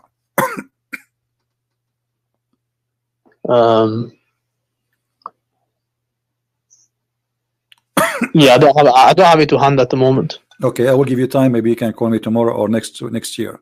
Now, so what evidence do you want exactly? Okay, no. Listen, when Muhammad he changed his mind about when Muhammad exactly he changed his mind, and you will find this is when Omar he said to him, that's what it is happening, and you can go right now and read the interpretation. However, if you look with me here, this is chapter 9, verse 28. It says, if you fear poverty, what is that? Why the Muslim they will fear poverty?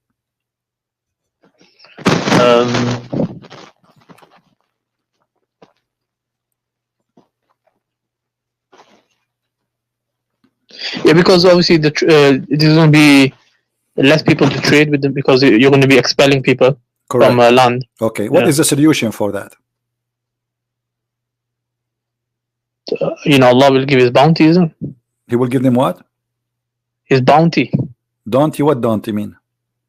Allah will give them wealth. He'll take care of How he give them wealth? Is that the money they will steal from the Christians? No, what will happen is other people will try to attack them, and then Allah will make them victorious. You see how you get yourself busted? It says right away after that, fight against those who don't believe in Allah from the Christian and the Jews. So they did not attack them. So if you fear poverty, Allah will give you. How he will give you? Okay, attack them and take the jizya.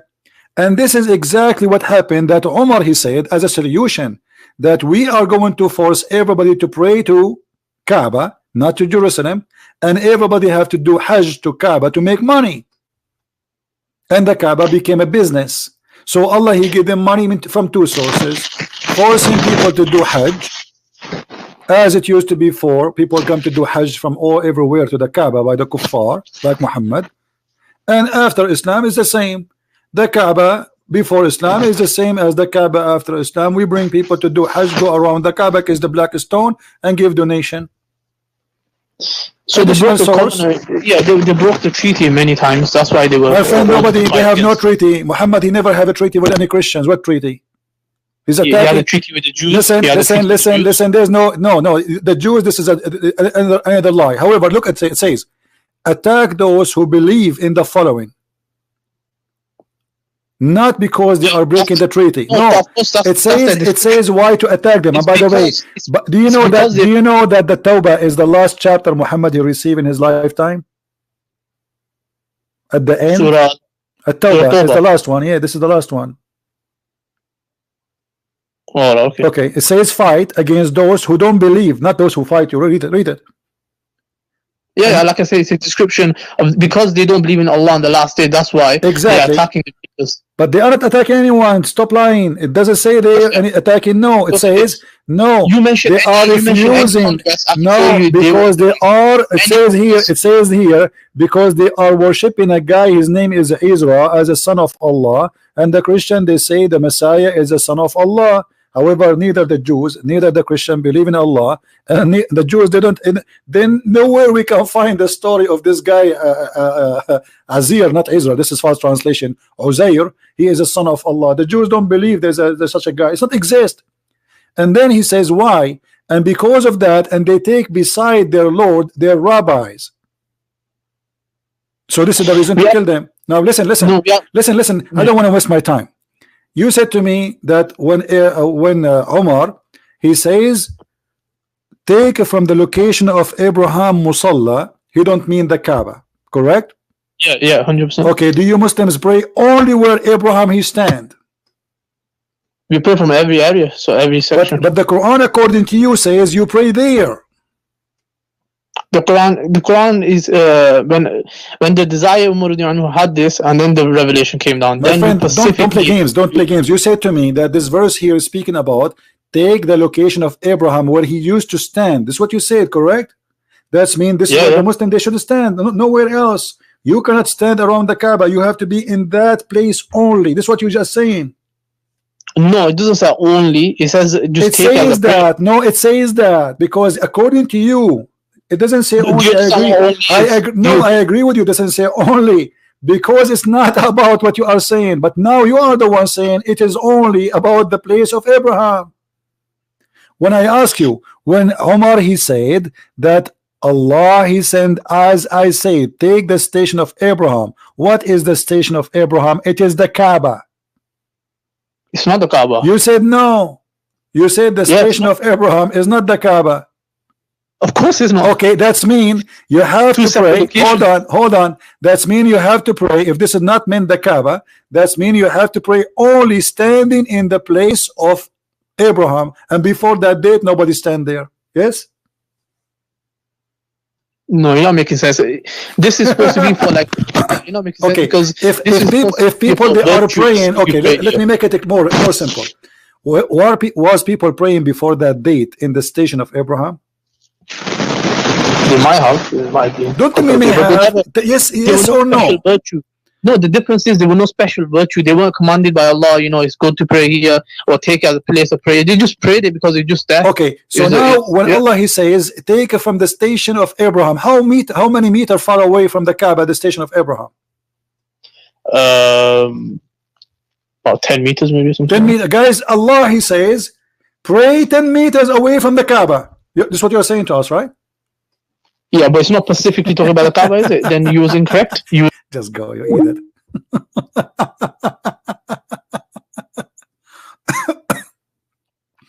Because you silly. Maqamu Ibrahim is just a stone. How the Muslim they will pray in that stone, you idiot? It's a stone. It is nothing but a stone. So how the Muslims will pray on the stone?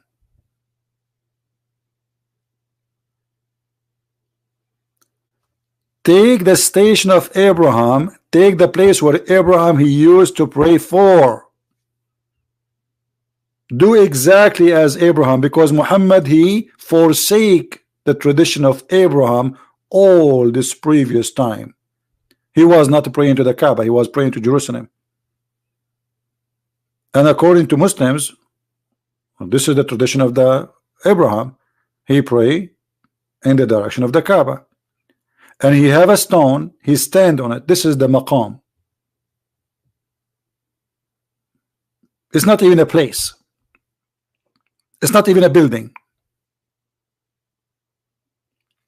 And later the Muslim they start building things around, and the same as the Kaaba. They change. Even the location of the Kaaba today is changed.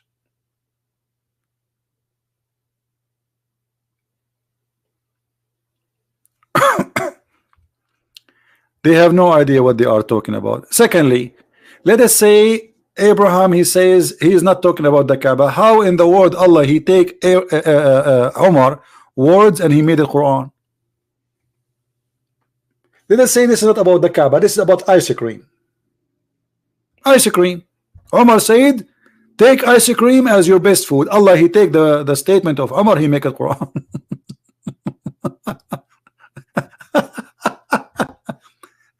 And the funny, they say to you that Allah in the Quran he changed all mankind and genie to make Quran like him, yet he is copying the word of Umar making it Quran. Because it doesn't make a difference, by the way, if it is about the Kaaba or something else. Let us say it's about making shish kebab. Okay, Umar he says take shish kebab and make salad and add yogurt and bring falafel, and then Allah he take the words and look, it says, so the verses reveal the same as I said. That's mean Allah is copying Umar. This is the whole point. And not only that, not only this one, it's about the hijab. And take, O people, station of Abraham as a place of a prayer. Place of a prayer. Where is that station? It's the Kaaba. And here it says, for some of your prayers, 2 rak'at and tawaf of the Kaaba. Do you see it? This is even in the hadith in front of you.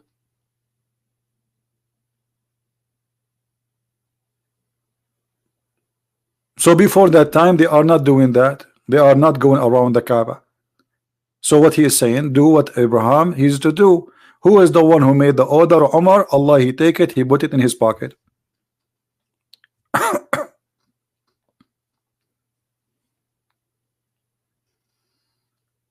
And the most important verse, which is the hijab impacting the life of every Muslim female, is because of the bum of Sauda.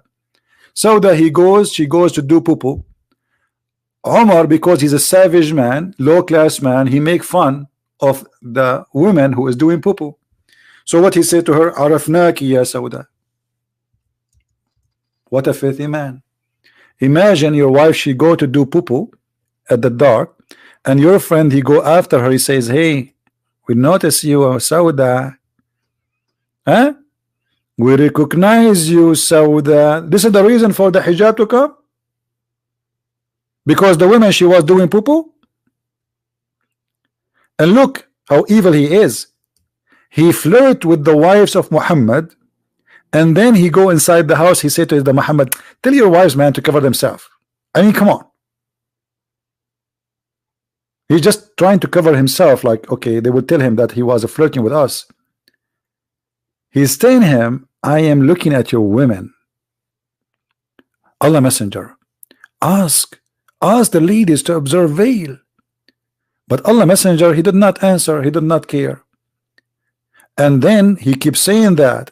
And then one day, Sauda was going in the dark to call for the call of nature to do poo-poo. And Umar, he said to her, we recognize you, Sauda. Aisha said, Allah the exalted, the glorious, then he revealed the verse. But this is the verse which Umar, he said.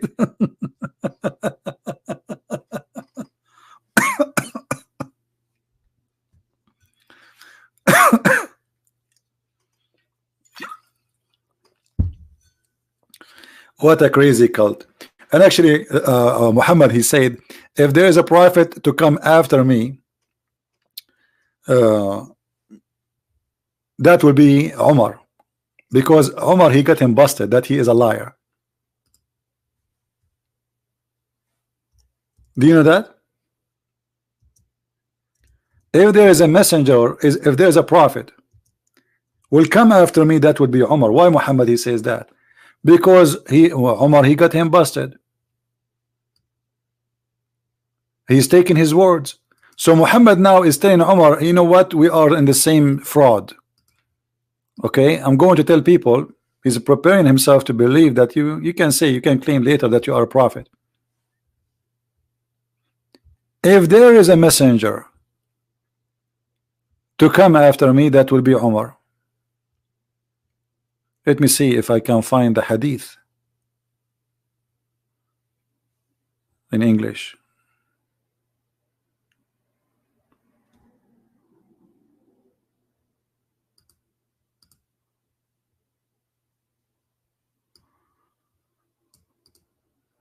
And how Muhammad, who is Muhammad to say such a statement?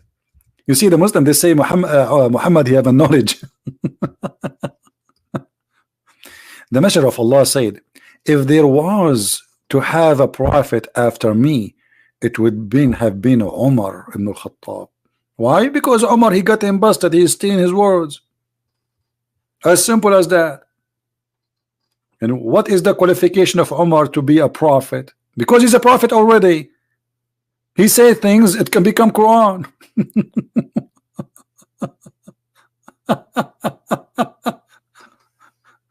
Oh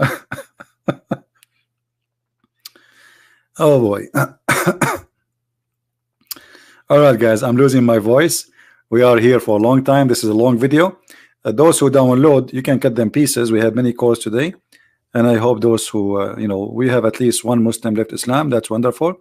And I hope the lady, she is smarter than she's thinking. I hope she will leave this cult soon. They fool you, you know. You go to school, you send your child to school. This is why it's very important to educate your children. They deceive them. Miracles in the Quran, sayas in the Quran. Read my books and die laughing. Die laughing at the comedy of the Quran. You have to be an officially a person who is in drugs. Like you blindfold your eyes and you put your brain into sleep to believe in such a garbage. As simple as that. How in the world anyone can believe in such a madness? This is why, my friend, educate your children. They go to school, they meet with others, and there's many there, they will fool them.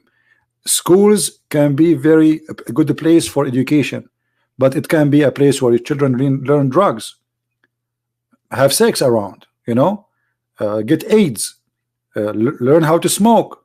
So they can learn good stuff, they can learn bad stuff. You have to protect your children. Don't think just because it's a school is going to be a safe haven for them. This is not true. A policeman in France, he's a grown man, not a kid. He converted to Islam last year. A year after he jumped in the police station, he killed 4 people. All his life was a peaceful man protecting people. He was a policeman. He converted to Islam. Look what happened. And he is a growing man. The devil can play with the mind of people, and you have to protect yourself. Knowledge is a protection. Foolishness is a destruction. That's why the Bible says, my people have been destroyed because of their ignorance. Ignorance, my friend, is what we fight. We are not fighting Muslims. I love the Muslims. I'm fighting ignorance. It's our enemy. It's not Muslims who they are my enemy. I love them. They believe in such a man who brought nothing but madness, violence, bloodshed, stupid teaching, superstition, false science, crazy science, and yet they don't want to listen. But I have good news for you. Millions of people watching my videos. I just gave my book to the Indonesian people, the biggest Islamic country, for free in their language. Let us see how many people they will die laughing after reading what the truth it says in Arabic, and how many they will leave Islam in Indonesia. We have thousands and thousands. Go and see in Morocco, go and see in Iraq, go and see in Kurdistan, go and see in China, the Muslims leaving Islam. Go everywhere. But you will see in the news, somebody converted to Islam. Because Islam, when you convert, nobody will kill you. But those who leave Islam are bigger. But nobody dare to say. Like the gentleman, he just spoke to me. He said he left Islam, but he don't dare to say. There's a consequence. They will kill me. They will torture me, you know. But the truth is, a lot are leaving Islam. And this is how we cry when we read the Quran. We cry laughing. Thank you guys for being here. I hope you have a good time. And don't forget, please, to download the video. This video will stay there maybe maximum 2 hours, 3 hours, and I will take it down. So please download as soon as you can. And enter, I see you soon again. If I can come tomorrow, I will. If not, God is willing, when the Lord, He allowed us to do it. Christ is Lord. Islam is false. And see you soon again. Take care.